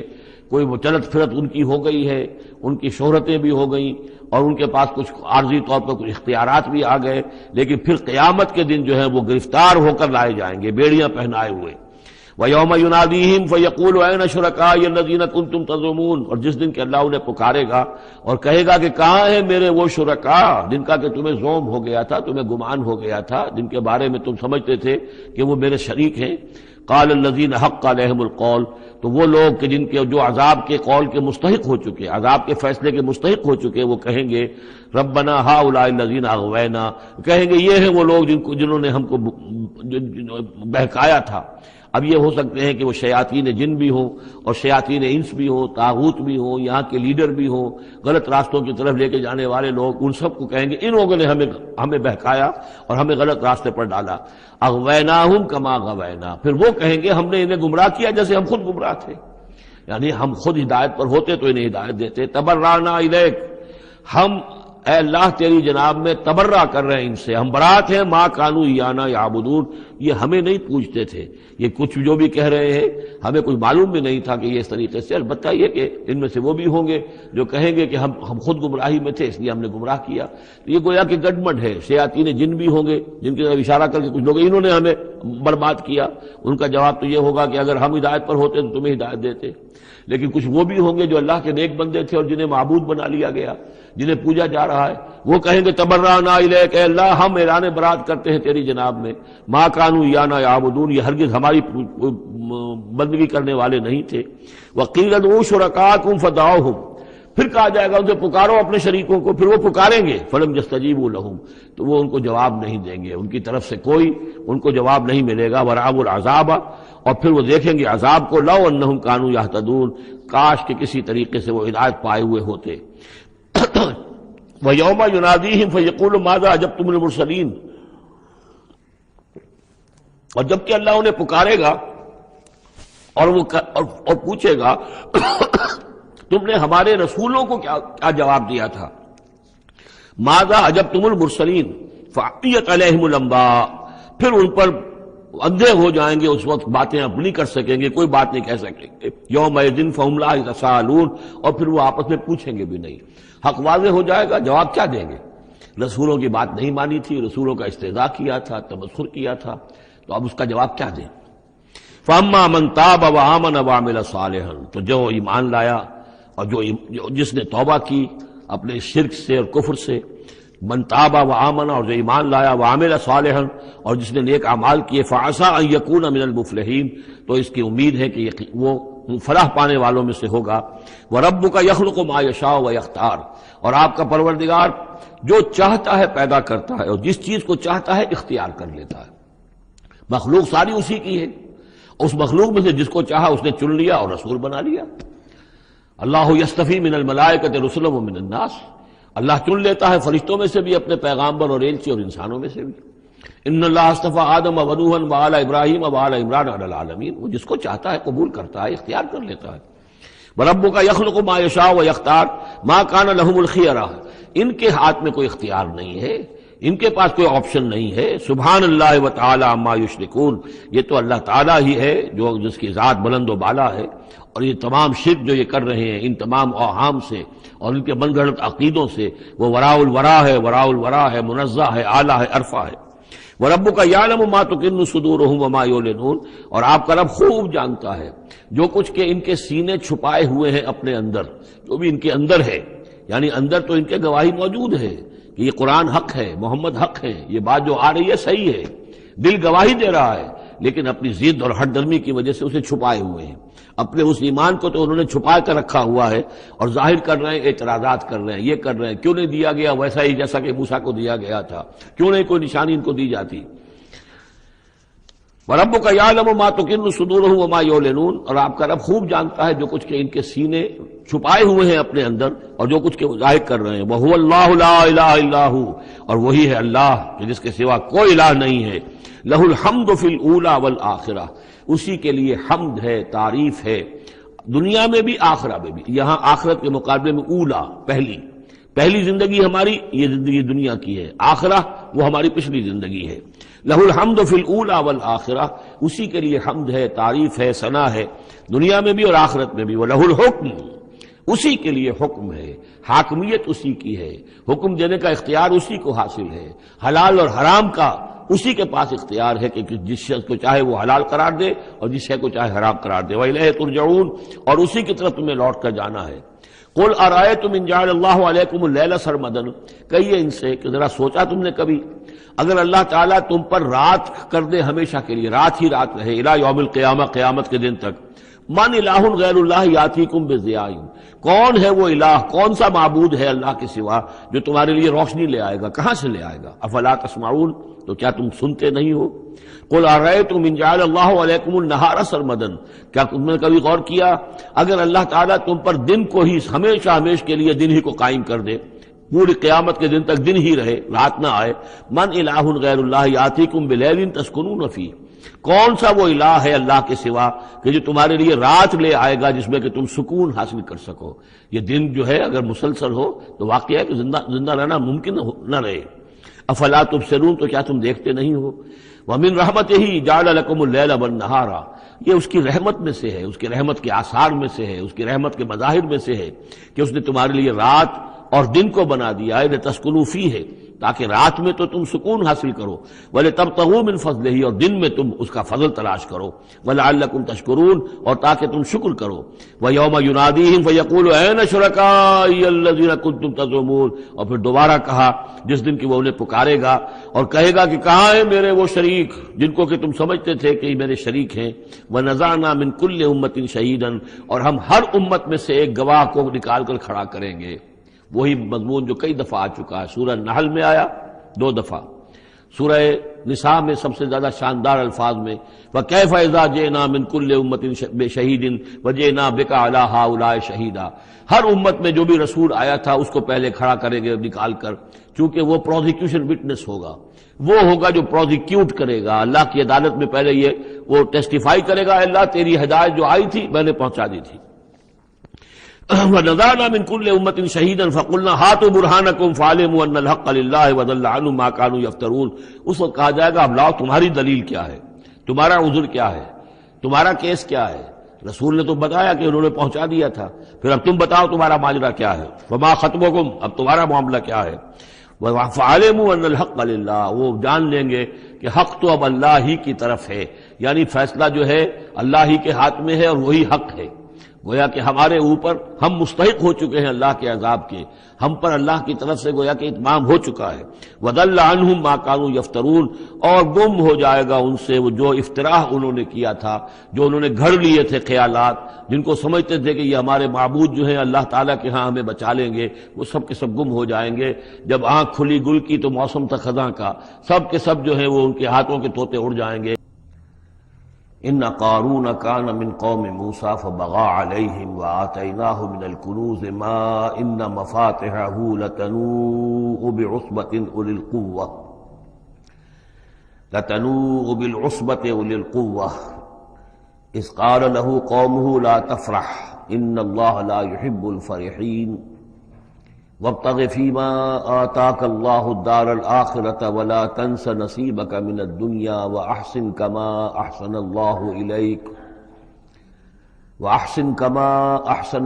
إليك ولا تبغ الفساد في الأرض إن الله لا يحب المفسدين صدق اللہ العظیم۔ اس سے پہلے کہ ہم سورہ قصص کے جو بقیہ دو رکوع رہ گئے ہیں ان کا ترجمہ کریں، ایک بات کی وضاحت ضروری ہے۔ میں نے کل عرض کیا تھا کہ حضرت موسیٰ علیہ السلام اور مدین کے اس بزرگ کے درمیان جو معاملہ ہوا تھا کہ انہوں نے اپنی بیٹی کے نکاح کے عوض حضرت موسیٰ سے یہ چاہا کہ وہ 8 سال تک ان کی خدمت کریں، تو اس کے ساتھ ہی میں نے یہ کہہ دیا تھا کہ ہمارے ہاں بھی پختونوں میں، پٹھانوں میں یہ رواج ہے کہ وہ بیٹی جب دیتے ہیں تو کچھ رقم لیتے ہیں، اور وہ جو مہر جو ہے وہ بیٹی کے حق کو نہیں بلکہ خود وہ والدین رکھ لیتے ہیں، والد رکھ لیتا ہے۔ تو ہمارے ایک ساتھی نے اس کی طرف توجہ دلائی ہے کہ یہ بات آپ کے علم میں ہونی چاہیے کہ یہ حال سارے پٹھانوں کا نہیں ہے، بلکہ باجوڑ ایجنسی یا پھر افغانستان کے کچھ لوگ جن کو ہماری اکثریت جو ہے بہت بری نظر سے دیکھتی ہے،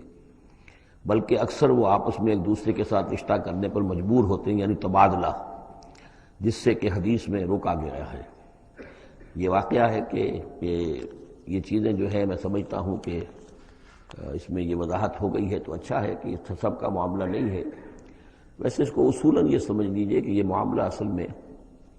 کچھ تمدن کی سطح سے متعلق ہے اور کچھ معاشی جو نظام ہوتا ہے کسی معاشرے میں قائم اس سے متعلق ہے۔ آپ کو معلوم ہے کہ ڈیمانڈ اینڈ سپلائی کا معاملہ جو ہے معاش کے میدان میں بڑی بنیادی اہمیت کا حامل ہے۔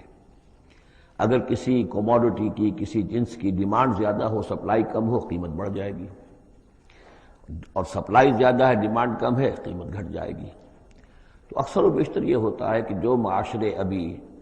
تمدنی اعتبار سے ذرا پسماندہ ہوتے ہیں، دنیا انہیں سمجھتی ہے غیر مہذب، لیکن وہ زیادہ مہذب ہوتے ہیں مہذب لوگوں کے مقابلے میں۔ ان کے ہاں انسانی کردار زیادہ ہوتا ہے، سچ بولنے کا معاملہ، ایفاء عہد کا معاملہ، زبان دے دی ہے تو اب پیچھے نہیں ہٹنا ہے، اور یہ کہ مہمان آیا ہے تو چاہے خود بھوکے رہ لینا ہے، اس کو کھلانا ہے۔ یہ جو ابھی جو لوگ مہذب نہیں ہوئے ہوتے، اس معنی میں میں کہہ رہا ہوں جس معنی میں کہ آج کل یہ لفظ استعمال ہوتا ہے، جو ابھی گویا کہ تمدنی ارتقاء کے نچلے مراحل میں ہوتے ہیں، ان میں یہ چیزیں آپ کو زیادہ ملیں گی۔ اور دوسری بات یہ ملے گی کہ ان میں مردوں کی تعداد زیادہ ہوتی ہے، عورتوں کی تعداد بہت کم ہوتی ہے۔ اب ظاہر بات ہے جب عورتوں کی تعداد کم ہوتی ہے تو اب ان کے لیے معاملہ وہی بن جاتا ہے کہ رشتوں کا، جیسا کہ پھر جب کسی ملک، کسی معاشرے میں جب تہذیب آ جاتی ہے، جس کو ہم جدید معنی میں تہذیب کہتے ہیں، شہریت آ گئی، شہروں میں رہنے لگے، وہ تہذیب، تعلیم بڑھ گئی، اب آپ دیکھیں گے کہ مرد بالعموم ویسے بھی کمزور ہو جاتے ہیں، ان کے قوا اس طرح کے تو نہیں رہتے جیسے کہ اس معاشرے میں ہوتے ہیں جو ابھی قبائلی دور میں ہے، یا کہیں کسی پہاڑی علاقے میں رہ رہے ہیں یا صحرائی علاقے میں رہ رہے ہیں۔ اور یہ کہ مردوں کی تعداد پھر کم ہوتی جاتی ہے، عورتوں کی بڑھ جاتی ہے۔ جس معاشرے میں عورتوں کی تعداد بڑھ جاتی ہے اس میں پھر جو لڑکیوں کے والدین ہیں انہیں لڑکے خریدنے پڑتے ہیں۔ یہ جو آپ کو معلوم ہے کہ اتنے اگر تم دو گے، جہیز دو گے تب ہم تمہاری لڑکی سے شادی کریں گے، موٹر کار دو، کوٹھی دو، فلاں دو، یہ دو، کہیں باہر بھجوا دو۔ یہ کیا ہے؟ یہ اسی لیے ہے کہ جہاں لڑکیاں زیادہ ہو گئیں تو لڑکیوں کے والدین کو اپنی بچیوں کے لیے رشتے خریدنے پڑتے ہیں، اور جہاں پر اس طریقے سے اس کے برعکس ہو، لڑکیاں کم ہوں اور لڑکے زیادہ ہوں، وہاں ظاہر بات ہے کہ لڑکی کی قیمت خود بخود ہو جائے گی۔ تو یہ گویا کہ پسماندہ معاشرے کا معاملہ ہے. باقی اسلام نے جو شکل کی، اللہ کرے کہ ہم سب مسلمان اسی کو صحیح طور پر اختیار کر لیں. باقی جو ہمارے اس رفیق نے یہ وضاحت کی ہے وہ میں نے آپ کو سنا دی ہے. اب آگے چلیے، سورہ قصص کے آخری یہ 2 رکوع ہیں، جن میں سے پہلے رکوع میں ایک کردار کا ذکر ہو رہا ہے، قارون. اور میں آپ کو بتا چکا ہوں کہ یہ کردار جو ہے اسے بھی ایک فرد نہ سمجھیے، بلکہ یہ کہ جو بھی کوئی حکمران قوم ہوتی ہے وہ اپنی غلام قوم کے اندر اس طرح کے کردار باقاعدہ پیدا کرتی ہے، جس کو کہ کہا تھا ملکہ سبا نے کہ ان الملوک اذا دخلوا قریۃ جعلوا عزت اہلھا اذلہ.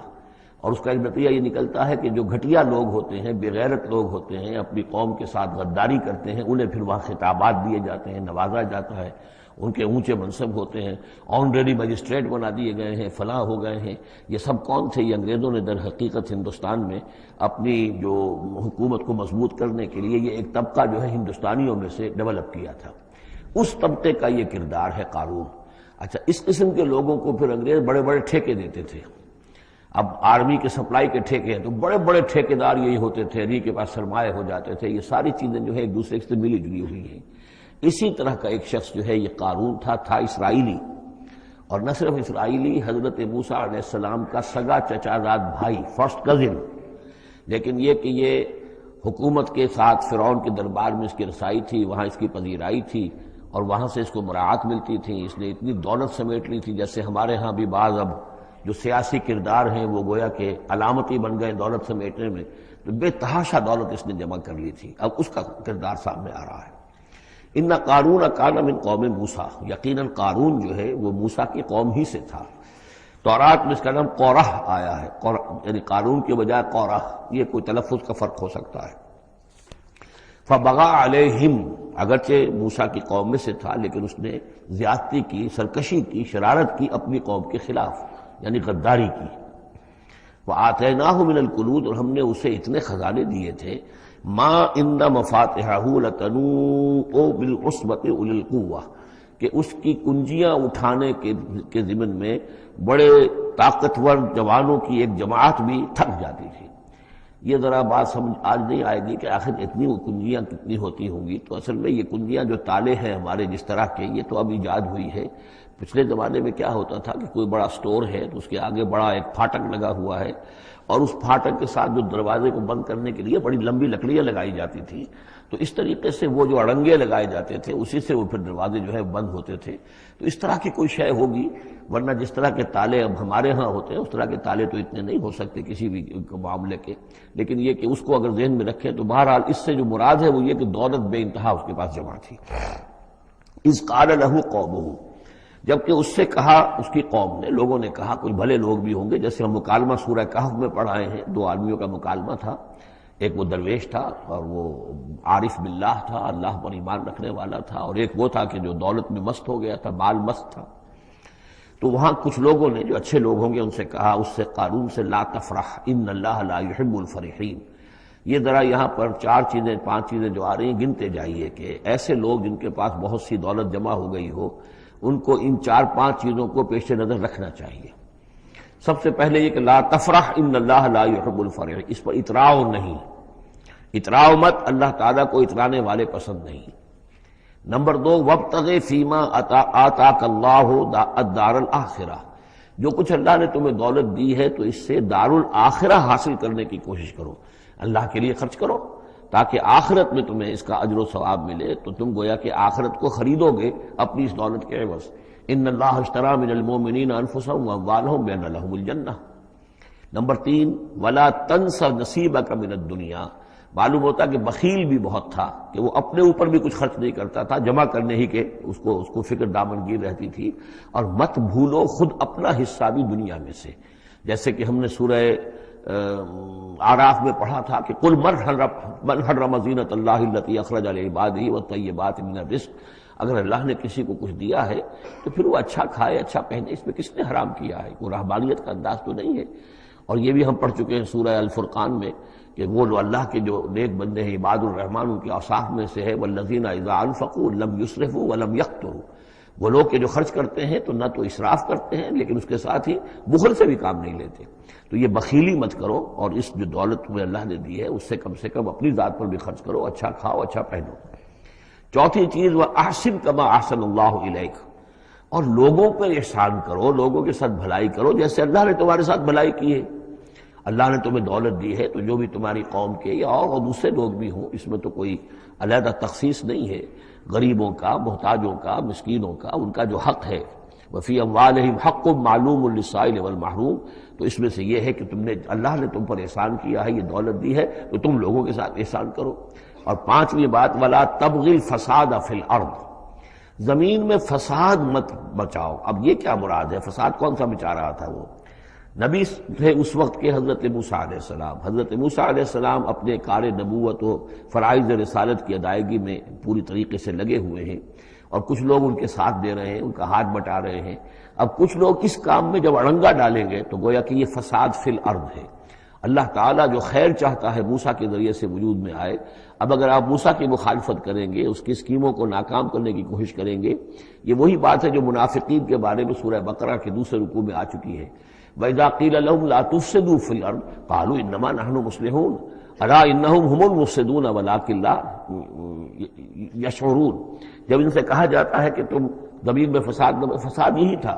کہ ایک جماعت ہے، ایک تحریک ہے، اس کا ایک نظم ہے، اس نظم کے خلاف تم ریشہ دوانیاں کر رہے ہو، اور اگر اس کی اسکیموں کو فیل کرنے کی کوشش کر رہے ہو تو گویا کہ جو اصلاحی عمل ہے، جو انقلاب برپا کرنے کے لیے جد و جہد ہو رہی ہے، اس کو نقصان پہنچا رہے ہو۔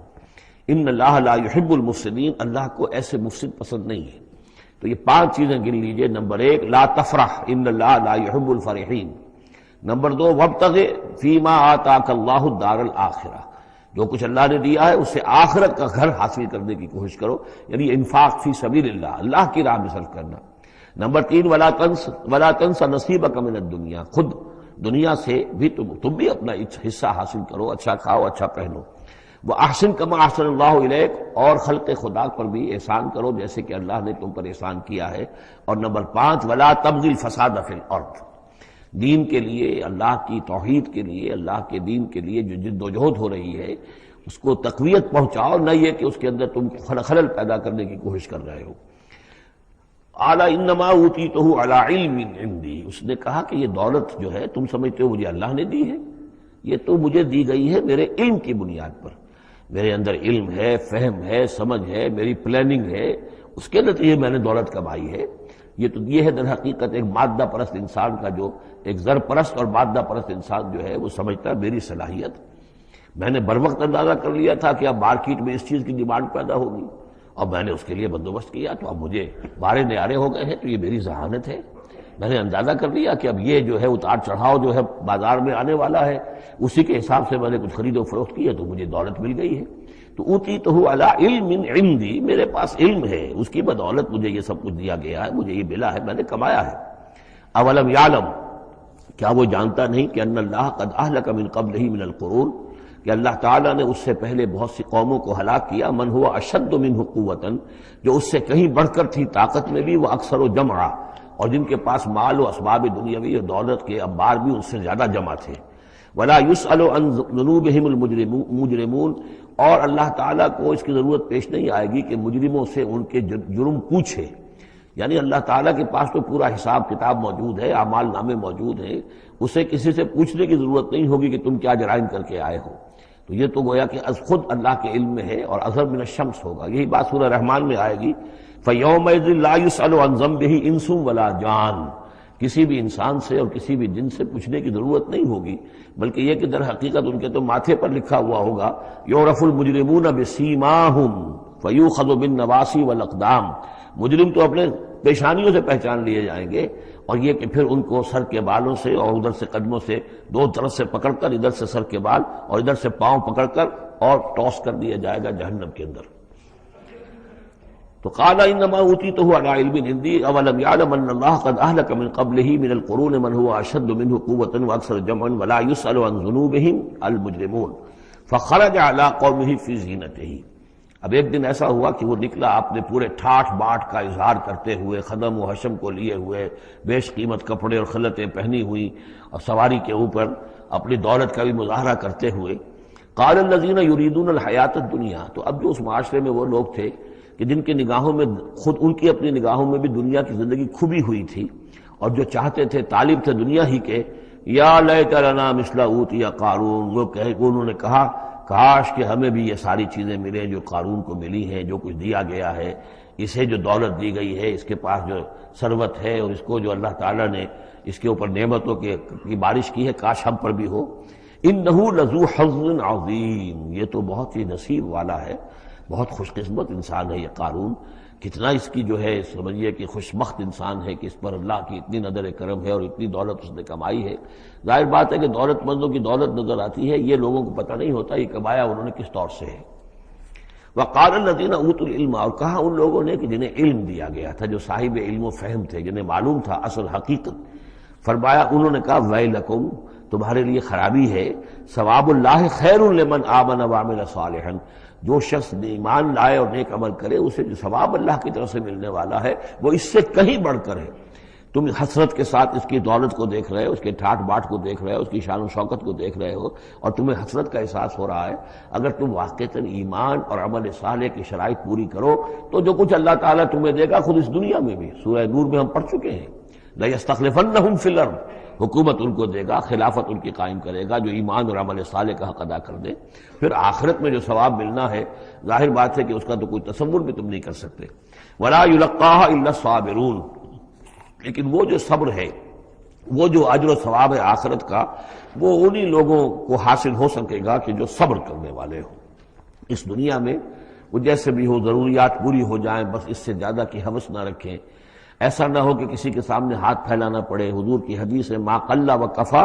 خیر مما کثر والہا، کم ہو چیز لیکن کفایت کر جائے، ضرورت پوری ہو گئی، وہ اس سے کہیں بہتر ہے کہ زیادہ ہو، بہتات ہو، دولت بہت ہے اور وہ اللہ سے غافل کر دے۔ اس لیے کہ جب بہتات ہوگی تو انسان پر غفلت طاری ہو جائے گی۔ جب ایسا ہو کہ آج کے کھانے کا تو ہے، کل کے لیے اللہ پر توکل ہے تو اللہ یاد رہے گا، پھر انسان اللہ کو بھولے گا نہیں۔ تو ما قل و کفا خیر مما کثر والہا ولا يلقاها الا الصابرون فخسفنا به وبداره الارض، تو ہم نے اسے یعنی قارون کو اور اس کے محل کو ہم نے دھسا دیا زمین میں، اللہ تعالیٰ کی طرف سے عذاب خسف کا آیا اس پر۔ فما كان له من فئة ينصرونه، تو اس کے نہ تو کوئی ایسا لاؤ لشکر رہا کہ جو اس کی مدد کرتا من دون اللہ، اللہ کے مقابلے میں، وما كان من المنتصرین، نہ خود وہ اس قابل تھا کہ کوئی انتقام لے سکتا اللہ سے، معاذ اللہ۔ وَأَصْبَحَ الَّذِينَ تَمَنَّوْا مَكَانَهُ، اب وہ لوگ کہ جو تمنا جنہوں نے کی تھی بالامس، جو گزشتہ شام، اب جس رات کو وہ خسف ہوا ہے، اگلے روز جو دھوم مچی کہ وہ تو قارون کا محل جو زمین میں دھنس گیا، اس کے سارے خزانے بھی گئے، وہ خود بھی گیا زمین کے اندر، تو اب جو وہاں پر شور ہوا ہوگا تو وہی لوگ جو پچھلی شام کو تو یہ کہہ رہے تھے کاش ہمیں بھی وہی کچھ ملے جو کچھ قارون کو دیا گیا ہے، یہ تو بڑا خوش قسمت انسان ہے۔ وَأَصْبَحَ الَّذِينَ تَمَنَّوْا مَكَانَهُ، جنہوں نے یہ چاہتا کہ وہی مقام و مرتبہ اور وہی چیزیں انہیں بھی مل جائیں، بالامس سے پچھلی دن، یقولون، وہ یہ کہنے لگے یہ وَيْكَأَنَّ اللَّهَ يَبْسُطُ الرِّزْقَ لِمَن يَشَاءُ مِنْ عِبَادِهِ وَيَقْدِرُ، کہ بھئی یہ تو اللہ تعالیٰ کی طرف سے ہے کہ وہ جس کے لیے چاہتا ہے رزق شادہ کر دیتا ہے اپنے بندوں میں سے، اور جس کے لیے چاہتا ہے تنگ کر دیتا ہے یا ناپ تول کر دینا شروع کر دیتا ہے۔ لولا ان من اللہ علینا، اگر اللہ تعالیٰ نے ہم پر احسان نہ فرمایا ہوتا، لخسف بنا، تو ہم بھی اسی طریقے سے خسف کر دیے گئے ہوتے، یعنی ہم تو کہہ رہے تھے کہ ہم بھی اس جیسے ہو جائیں، ہمیں بھی اس کی سی دولت مل جائے، لیکن اس کی دولت کا جو انجام آج ہماری نگاہوں کے سامنے آیا ہے، لولا ان من اللہ، اگر اللہ تعالیٰ نے ہم پر یہ احسان نہ کیا ہوتا کہ ہمارے پاس وہ دولت نہیں تھی، لخسف بنا، تو ہم کو بھی اسی طریقے سے زمین میں دھسا دیا گیا ہوتا۔ وَكَأَنَّهُ لَا يُفْلِحُ الْكَافِرُونَ، خرابی، لیکن یہ جان لو کہ کافر لوگ فلاح نہیں پائیں گے، بڑی خرابی ہے، بڑی ہلاکت ہے، اور کافر لوگ جو ہے وہ فلاح نہیں پائیں گے۔ تو یہ کردار ہے قارون کا۔ اب اس صورت کے آخری آیات ہیں، اور میں چونکہ اب ابتدا میں جس قدر اہتمام کے ساتھ یہ جوڑوں کا تعلق بیان کر رہا تھا، کیونکہ میں نے محسوس کیا کہ رفتار تیز ہونی چاہیے، اس میں کچھ کمی کر دی ہے۔ اب یہاں بھی نوٹ کر لیجئے گا کہ یہی سورۃ القصص اور اس سے پہلے سورۃ النمل، ان کے درمیان کیا کیا مشابہتیں ہیں، خاص طور پر اس آخری آیات میں۔ فرمایا تلک الدار الآخرۃ نجعلها للذین لا یریدون علوا فی الارض ولا فسادا، یہ جو آخرت کا گھر ہے یہ ہم نے ریزرو کیا ہے ان لوگوں کے لیے کہ جو زمین میں اپنی بڑائی، اپنا اقتدار نہیں چاہتے، اپنی بلندی نہیں چاہتے اور نہ فساد چاہتے، وہ اللہ کے دین کی سربلندی کے لیے محنت کر رہے ہیں۔ اس کے نتیجے میں ہو سکتا ہے کہ اللہ تعالیٰ انہی کو ذمہ داری دے دے، لیکن وہ طالب نہیں ہے حکومت کے، وہ اپنی سربلندی کے طالب نہیں ہے۔ اس سے زمین و آسمان کا فرق ہے کہ ایک ہے کہ آپ کسی نظریے کے لیے کام کر رہے ہیں، اب نظریے میں اگر آپ کی جد و جہد ہے، انقلاب میں آپ کامیاب ہو گئے تو ظاہر بات ہے کہ پھر انقلاب کے بعد ذمہ داری سنبھالنی پڑے گی۔ محمد رسول اللہ صلی اللہ علیہ وسلم ہی کو مدینے کی اس چھوٹی سی شہری ریاست جو وجود میں آئی تھی، آخر اس کی ذمہ داری سنبھالنی پڑی، حالانکہ آپ خدا نہ خواستہ کوئی اقتدار کے طالب یا اقتدار کے بھوکے تو نہیں ہو سکتے تھے، لیکن یہ ہے کہ طلب جو ہے وہ اللہ جانتا ہے دل میں کس کے طلب ہے۔ اگر کوئی ذاتی طور پر اقتدار کا خواہاں ہے اور چاہتا ہے کہ میرا نام اونچا ہو جائے اور مجھے اختیار مل جائے اور میرا اقتدار ہو، تو وہ شخص اللہ تعالیٰ کے ہاں ڈسکوالیفائی ہو جاتا ہے۔ یہ پھر اللہ کے گھر کے لیے نہیں ہے۔ اللہ کا گھر جو ہے تلک الدار الآخرہ، یہ تو ہم نے رکھا ہوا ہے خاص طور پر مخصوص کر کے، ریزرو کر کے،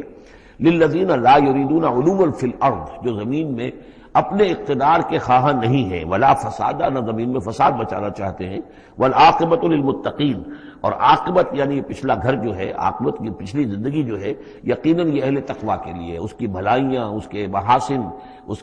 کا عیش اور آرام وہ اللہ تعالیٰ نے اپنے متقی بندوں کے لیے خاص کیا ہے۔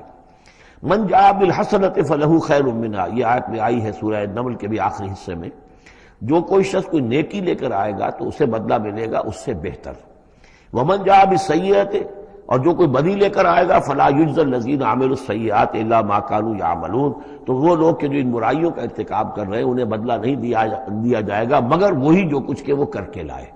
مطلب یہ کہ اللہ تعالیٰ کی طرف سے اضافہ نہیں ہوگا، جتنے جرم کیے ہیں اتنی ہی سزا، لیکن اہل ایمان اور اہل صلاح جو ہیں ان کی نیکیوں میں اللہ تعالیٰ 10 گنا دے،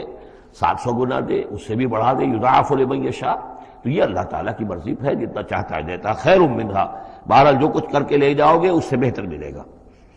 الا ما لا یجزی الذین عملوا السیئات الا ما كانوا یعملون، انہیں وہی کچھ ملے گا جو کچھ کہ وہ عمل کر کے لائے تھے۔ ان الذی فرض علیک القرآن لرادک الی معاد، سورہ نمل میں آیا تھا کہ مجھے وَأُمِرْتُ أَنْ أَتْلُوَ الْقُرْآنَ، مجھے تو حکم دیا گیا میں قرآن سناتا رہوں، قرآن پڑھ کر تمہارے سامنے میں قرآن کے ذریعے سے انذار اور تبشیر اور قرآن کی تبلیغ اور قرآن کے ذریعے سے تذکیر اور قرآن کے ذریعے سے تمہارے جو نفسیاتی اور روحانی روگ ہیں ان کی شفا کے لیے میں کوشش کرتا رہوں، میرا کام تو یہ ہے۔ ان اتلو القرآن، مجھے حکم دیا گیا میں قرآن کی تلاوت کرتا رہوں، تلاوت پڑھ کر قرآن تمہیں سناتا رہوں۔ اب یہاں اسی کو تعبیر کیا ان الذی فرض علیک القرآن، اے نبی جس ہستی نے آپ پر اس قرآن کی ذمہ داری ڈال دی ہے، اس کی تبلیغ آپ کے لیے فرض تھی، جیسے کہ ہم سورہ مائدہ میں آج پڑھا ہے، یا ایھا الرسول بلغ ما انزل الیک من ربک وان لم تفعل فما بلغت رسالتہ، اس قرآن کی تبلیغ کرنا آپ پر فرض ہے۔ اور جیسا کہ میں آپ کو بتا چکا ہوں، پھر آپ نے امت کے حوالے کر دی کہ اب امت کے فرض ہے۔ فَلْيُبَلِّغِ الشَّاهِدُ الْغَائِبَ، فَلْيُبَلِّغ یہ فعل امر ہے، اب لازم ہے کہ وہ پہنچائیں جو یہاں ہیں ان کو، جو یہاں نہیں ہے۔ اس طریقے سے یوں سمجھیے کہ ایک سلسلہ جو ہے وہ شروع کر دیا گیا۔ لیکن یہاں فرمایا جا رہا ہے، اے نبی ان الذی فرض علیک القرآن، جس ہستی نے آپ پر یہ قرآن فرض کیا ہے، جس ہستی نے آپ پر قرآن کی ذمہ داری عائد کی ہے، یہی ذمہ داری اصل میں پھر جو ہم میں سے ہر ایک پر آتی ہے وہی ہے جو میرے کتابچے میں نے وضاحت کے ساتھ بیان کی ہے کہ وہ 5 ذمہ داریاں ہیں۔ اللہ قرآن پر ایمان جیسا کہ ایمان کا حق ہے، قرآن کی تلاوت جیسے کہ تلاوت کا حق ہے، قرآن کو سمجھنا جیسے کہ سمجھنے کا حق ہے، قرآن پر عمل جیسے کہ عمل کا حق ہے، پھر قرآن کی تبلیغ، قرآن کو عام کرنا۔ ان الذی فرض علیک القرآن رادک الی معاد، وہ یقین آپ کو لوٹا لے جائے گی، وہ ہستی، وہ اللہ جس نے آپ پر یہ قرآن کی ذمہ داری ڈالی ہے، تبلیغ قرآن کا فریضہ آپ کے کاندھوں پر رکھا ہے، وہ یقیناً آپ کو پہنچائے گا بہت اچھی جگہ لوٹنے کی۔ معاد عاد یعود سے اس میں ظرف ہے، لوٹنا، لوٹنے کی جگہ۔ اب معاد سے مراد آخرت عام طور پر ہے، ایمان بالرسالت، ایمان باللہ، ایمان بالمعاد، ایمان بالآخرہ کو ایمان بالمعاد بھی کہا جاتا ہے۔ لیکن اس کے بارے میں بعض روایات ایسی ملتی ہیں کہ اس کا شان نزول یہ ہے کہ حضور صلی اللہ علیہ وسلم جب ہجرت کے سفر کو نکلے ہیں مکے سے، تو جو عام راستہ تھا اس سے ہٹ کر آپ نے، چونکہ اندیشہ تھا اور واقعہ تھا کہ تعاقب ہو رہا تھا، تلاش کیا جا رہا تھا، 3 دن رات تو آپ غار ثور میں روپوش رہے، پھر آپ نے ایک بڑا ہی سخت راستہ اختیار کیا تھا کہ جو پہاڑی راستہ تھا جو گزر رہا تھا، جس پر کہ کوئی انسان جاتا نہیں تھا، لیکن کچھ راستہ جو ہے وہ پھر اس مین راستے سے جا کر مل گیا. یوں سمجھیے یہ راستہ جا رہا تھا مین کہ جو مکے سے مدینے کا تھا. حضور نے ایک اور راستہ اختیار کیا لیکن کچھ عرصے کے بعد وہ راستہ جا کر اس راستے کے ساتھ مل گیا. جہاں ملا اب آپ خود سوچئے کہ وہاں ایک ایسی سچویشن آ گئی کہ حضور ایک ٹی پر کھڑے ہوئے ہیں. اب داہنی طرف جاتے ہیں تو مدینہ ہے اور بائیں طرف جاتے ہیں تو مکہ ہے. اس وقت حضور کے دل میں ایک ہوک سی اٹھی ہے. اس لیے کہ جب آپ مکے سے روانہ ہوئے تھے تب بھی روایات میں آیا ہے کہ آپ کعبے سے لپٹ کر آپ نے یہ کہا تھا کہ بیت اللہ مجھے تجھ سے بڑی محبت ہے لیکن میں کیا کروں، یہاں کے لوگ مجھے یہاں رہنے نہیں دے رہے. تو گویا کہ کعبے سے یہ جدائی تو آپ پر شاہ گزر رہی تھی. اب جب وہ آپ چند دن کا سفر کر کے اور چند دن وہ غار ثور میں روپوش ہونے کے بعد جب پہنچے ہیں، اب ایسی جگہ پہنچے کہ جہاں سے اگر دائنی طرف جاتے ہیں تو یہ مدینے کی طرف راستہ جانا تو آپ کو ادھر ہی ہے، لیکن سامنے وہ راستہ آ گیا کہ جو مکے کی طرف جا رہا. تو آپ کے دل میں ایک پھوک سی اٹھی. اس وقت اللہ تعالیٰ نے آپ کے اطمینان کے لیے یہ آیت نازل کی کہ آپ گھبرائیے نہیں، مکے میں ہم آپ کو لوٹا کے لے آئیں گے، آپ یہیں پہنچیں گے، بڑی شان سے پہنچیں گے. اس وقت تو آپ کو نکلنے کے لیے جو ہے روپوش بھی ہونا پڑا ہے، آپ کا تعاقب بھی ہو رہا ہے، پھر وقت آئے گا کہ آپ ایک فاتح کی حیثیت سے داخل ہوں گے. تو یہ بھی اس کی ایک روایت چونکہ ہے تو یہ مفہوم بھی اس میں نکل سکتا ہے، لیکن عام طور پر یہ ہے، اس سے مراد میرے نزدیک یہی ہے کہ آپ کے لیے جیسے کہ سورۃ الضحیٰ میں کہا گیا ہے وَلَلْآخِرَةُ خَيْرٌ لَكَ مِنَ الْأُولَىٰ، اے نبی آپ کے لیے آخرت جو ہے اس دنیا سے کہیں بہتر ہے. لہذا آپ کے لیے تو یوں سمجھیے کہ جو اللہ لوٹا کر آپ کو لے جائے گا معاد میں، تو وہ معاد آپ کے لیے معادن، یہ گویا کہ یہ تفخیم کے لیے ہے نکرہ، بہت عمدہ جگہ لوٹانے کی، جس کے لیے یہ بھی کہا گیا عسیٰ ان یبعثک ربک مقاما محمودا، وہاں پر جو آپ کو مقام ملنا ہے مقام محمود، اور جو جنت حضور کی ہوگی جس کا کیا تصور کوئی کر سکتا ہے، تو ادھر اشارہ ہے. ان الذی فرض علیک القرآن رادک الی معاد قل ربی اعلم من جاء بالہدی، کہہ دیجئے کہ میرا رب خوب جانتا ہے کہ کون ہدایت لے کر آیا، کون راہ کی سوجھ لے کر آیا، کون ہدایت لے کر آیا، ومن هو فی ضلال مبین، اور کون وہ ہے کہ جو کھلی گمراہی میں پڑا ہوا ہے. وما کنت ترجو ان یلقی الیک الکتاب، اور اے نبی آپ کو تو کوئی توقع نہیں تھی کہ آپ کو کتاب دی جائے گی، کتاب القا کی جائے گی. یہی بات آئی ہے سورہ نمل کے اندر بھی وَإِنَّكَ لَتُلَقَّى الْقُرْآنُ مِن لَّدُنْ حَكِيمٍ حَلِيمٍ، یہ قرآن تو آپ کو دیا گیا ہے، ایسا نہیں ہے کہ آپ متوقع تھے، آپ چاہتے تھے، آپ کو چلہ کشی کر رہے تھے کہ کوئی مجھے بھی کوئی روحانیت حاصل ہو جائے اور کوئی غیب کی میں تعلیم غیب کی معلومات حاصل کر لوں. معاذ اللہ آپ کا تو مزاج ہی وہ نہیں تھا. ایک بہت ہی جو سمجھیے شریف انسان اور ایک شریف تاجر، اسی لیے حضور نے فرمایا تاجر الصدوق الامین مع النبیین والصدیقین والشہداء، وہ تاجر کو بالکل سچا ہو، جھوٹ کی آمیزش نہ ہونے دے، اور امین ہو، امانت دار ہو، اس کا رتبہ جو ہے وہ تو انبیاء اور صدیقین اور شہداء کے ساتھ ہے، اس جماعت میں شریک ہوگا وہ. تو حضور کی زندگی وہ تھی. لہذا یہاں فرمایا ہے کہ وما کنت ترجو، آپ تو کوئی امیدوار نہیں تھے، نہ آپ کو یہ توقع تھی کہ آپ پر یہ کتاب اتاری جائے گی، الا رحمۃ من ربک، یہ تو اللہ کی رحمت ہوئی ہے، اس کی مہربانی ہے کہ آپ کو اس نے چنا ہے، پسند کیا ہے، اور آپ کو اللہ تعالیٰ نے یہ کتاب عطا فرمائی. فلا تکونن ظہیرا للکافرین، تو آپ کافروں کے پشت پناہ نہ بنے. اس میں اشارہ ہو رہا ہے اصل میں، جیسے کہ ہم پڑھ چکے ہیں سورہ نساء کے اندر کہ اے مسلمانوں، گویا کہ یہ بات کہی گئی تھی کہ تم اپنی عصبیت اور قبائلی عصبیت کی وجہ سے، تمہارا ایک شخص ہے منافق ہے، اس نے وہ چوری بھی کی تھی، اب تم اس کی پشت پناہی کر رہے ہو اور سارا کا سارا الزام یہودی پر ڈالنا چاہ رہے ہو، تو یہ عصبیت جاہلیت ہے. یہاں ذکر کیا جا رہا ہے فلا تکونن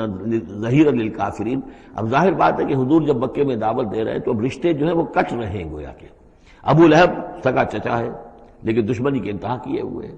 تو یہ جو آپ نے فرمایا، اب آپ اپنے رشتوں کو ان کافرین کے ساتھ، اب آپ اپنے تعلقات کو کوئی اہمیت نہ دیں، ان کے ساتھ کسی عصبیت کا کوئی اگر اثر کہیں ہو بھی، کہیں اگر کوئی یعنی بہت ہی ادنا سا خفیف سا بھی شائبہ اگر دل میں ہو تو اس کو بھی آپ نکال دیجئے. یہی لفظ کہے تھے حضرت موسیٰ علیہ السلام نے جب وہ قبطی مارا گیا تھا ان کے ہاتھوں، کہ جب اللہ تعالیٰ نے توبہ قبول کر لی کہ میں کبھی بھی ابھی کسی کافر کا اور کسی ایسے شخص کا، میں ظالم کا ظہیر نہیں بنوں گا، پشت پناہ نہیں بنوں گا. تو وہی حکم حضور کو دیا جا رہا ہے. وَلَا يَصُدَّنَّكَ عَنْ آيَاتِ اللَّهِ بَعْدَ إِذْ أُنزِلَتْ إِلَيْكَ، یہ اسی سورہ مبارکہ میں یہ آیت نمبر 17 تھی. یہ وَلَا يَصُدُّنَّكَ عَنْ آيَاتِ اللَّهِ بَعْدَ إِذْ أُنزِلَتْ إِلَيْكَ، اور نہ آپ کو برگشتہ کر سکیں، روک سکیں، آپ کے رخ کو موڑ دیں اللہ کی آیات سے، بعد اذ انزلت الیک، جبکہ وہ آپ پر نازل کر دی گئیں، ودعو الی ربک، یعنی یہ آپ کے کنبے والے، قبیلے والے، آپ کے یہ قریش جو ہے، جو آپ ہی کے قبیلے کے لوگ ہیں، اگر آپ ان کے ساتھ کوئی اپنا بھائی چارہ رکھیں گے اور کوئی ان کے ساتھ تعلق قلبی جو ہے استوار رکھنے کی کوشش کریں گے، اگر کسی درجے میں بھی یہ قبائلیت جو ہے آپ کے اندر رہی تو یہ روک دیں گے پھر آپ کو، یہ تو پھر اس سے استعمال کریں گے اور اس کی بنا پر جو ہے وہ پریشرائز کرنے میں آپ کو کامیاب ہو جائیں گے کہ وہ آپ کو قرآن مجید کی جو آیات آپ پر نازل ہو رہی ہیں ان سے برگشتہ کر دیں۔ وَلَا يَصُدُّنَّكَ، اور نہ کرنے پائیں آپ کو برگشتہ اللہ کی آیات سے، بعد اذ انزلت الیک، اس کے بعد کہ وہ آپ پر نازل کر دی گئی ہیں، وَدْعُ إِلَىٰ رَبِّكَ، اور اپنے رب کی طرف دعوت دیتے رہیے، وَلَا تَكُونَنَّ مِنَ الْمُشْرِكِينَ، اور دیکھیے شرک سب سے گھناؤنا جرم ہے تو اس کا کوئی شائبہ بھی اپنے قریب بتانے دیجیے۔ وَلَا تَدْعُ مَعَ اللَّهِ إِلَٰهًا آخر، جیسا کہ میں نے بار بار عرض کیا ہے، اس میں خطاب تو ہوتا ہے بظاہر حضور سے واحد کے صیغے میں، لیکن یہ کہ یہ خطاب صرف حضور سے نہیں ہے بلکہ اصلاً اس کے مخاطب مسلمان ہیں، حضور کے وساطت سے۔ وَلَا تَدْعُ مَعَ اللَّهِ إِلَٰهًا آخر، اور مت کسی کو پکارو اللہ کے ساتھ کسی اور الہ کو، لا الہ الا ہو، اس کے سوا کوئی معبود نہیں ہے، کل شیء ہالک الا وجہہ، ہر شے فنا میں ہے یا فنا ہو جائے گی سوائے اس کا چہرہ۔ اب یہ کہ اللہ کا چہرہ کون سا ہے، اور یہ کہ اگر اللہ کا چہرہ جو ہے صرف اس کے لیے فنا نہیں تو کیا اللہ کے لیے کوئی باقی اعضاء بھی ہیں، ان کے لیے فنا ہے؟ معاذ اللہ ثم معاذ اللہ۔ یہ آیات جیسا کہ میں نے عرض کیا کہ اللہ کی ذات سے متعلق ہوں، عالم سے متعلق ہوں، عالم غیب اور عالم آخرہ کی، ان کے بارے میں بس جتنا کچھ بتا دیا ہے اس کے اوپر اکتفا کی جائے، اس سے آگے منطق کے حوالے سے اس کا جو ہے لازم اور ملزوم کے ایک ایک قدم بڑھاتے نہ جائیں تو اس میں یہ ہے کہ انسان جو پھر غلط راستے پر پڑ جائے گا۔ العجز عن درک ذات ادراکو، حضرت ابوبکر صدیق نے فرمایا تھا اللہ تعالیٰ کی ذات تو وہ ہے کہ جب انسان یہ سمجھ لے کہ میں اس کی ذات کو نہیں سمجھ سکتا، بس یہی ادراک ہے، یہی معرفت ہے کہ اللہ کی ذات جو ہے وراء الورا ثم وراء الورا ثم وراء الورا۔ یہ الفاظ شیخ احمد سرہندی، جن کو ہم مجدد الفسانی رحمۃ اللہ علیہ کے نام سے جانتے ہیں، وہ اپنے خطوط میں مکاتیب میں انہوں نے بار بار یہ الفاظ کہے، ذات باری تعالیٰ وراء الورا ثم وراء الورا ثم وراء الورا، اس کا کوئی تصور کسی انسان کے لیے ممکن نہیں ہے۔ لیکن یہ کہ ہر شے ہلاک ہو جانے والی ہے سوائے اللہ کے چہرے کے، ظاہر بات ہے کہ ہر شے کے لیے فنا ہے، اور یہاں پہ اکثر لوگوں نے پھر اس منہ سے مراد لیا پوری ہستی، جیسے کہ ہم بھی کسی کے منہ دیکھو کہ یہ کام کر رہا ہے تو گویا کہ کسی کے لیے، کسی کی رضا جوئی کے لیے کر رہا ہے، تو اس اعتبار سے گویا کہ ذات باری تعالیٰ تو ہے کہ جو ہمیشہ قائم رہنے والی ہے، اور یہاں اس کے چہرے سے مراد اس کی پوری ذات ہے۔ باقی جو کچھ ہے، اب جو ہمارے ہاں صوفیہ ہیں جو وحدت وجود کے قائل ہیں وہ تو اب بھی سمجھتے ہیں کہ باقی جو کچھ ہے وہ ہے ہی نہیں، معدوم کے درجے میں ہے، اس کی کوئی حقیقت نہیں ہے۔ کل ما فی الکون وہم او خیال او وقوف فی المرایا او ظلال، جو بھی کچھ اس کائنات کے اندر ہے اللہ کی ذات کے سوا یا تو وہ وہم ہے، کل ما فی الکون وہم او خیال او وقوف فی المرایا، یا جیسے کہ شیشوں میں عکس نظر آتے ہیں، آئینہ قد آدم ہے، آپ اس کے سامنے کھڑے ہیں تو آپ پیچھے بھی نظر آ رہے ہیں اس کے، ہے تو نہیں آپ وہاں، جو جیسے کہ شیشے میں عکس ہوتا ہے کہ اس کا وجود کوئی نہیں، اسی طریقے سے یہ کائنات جو ہے اپنی اصل کے اعتبار سے معدوم کے درجے میں ہے۔ اور پھر یہ کہ یہ بھی ہمارا عقیدہ ہے کہ ہر شے فنا ہو جائے گی۔ لہ الحکم، اسی کے لیے ہے اختیار، بادشاہی، حکومت، وَإِلَيْهِ تُرْجَعُونَ، اور اسی کی طرف تم لوٹا دیے جاؤ گے۔ یہاں یہ چار صورتیں جو تھیں اس سورہ اس گروپ کی، وہ میں نے عرض کیا تھا کہ چار ایک مزاج کی ہیں، اور اب جو چار ہیں وہ ایک مزاج کی ہیں، اور یہ چاروں اب شروع جو ہو رہی ہیں وہ الف لام میم سے ہو رہی ہیں۔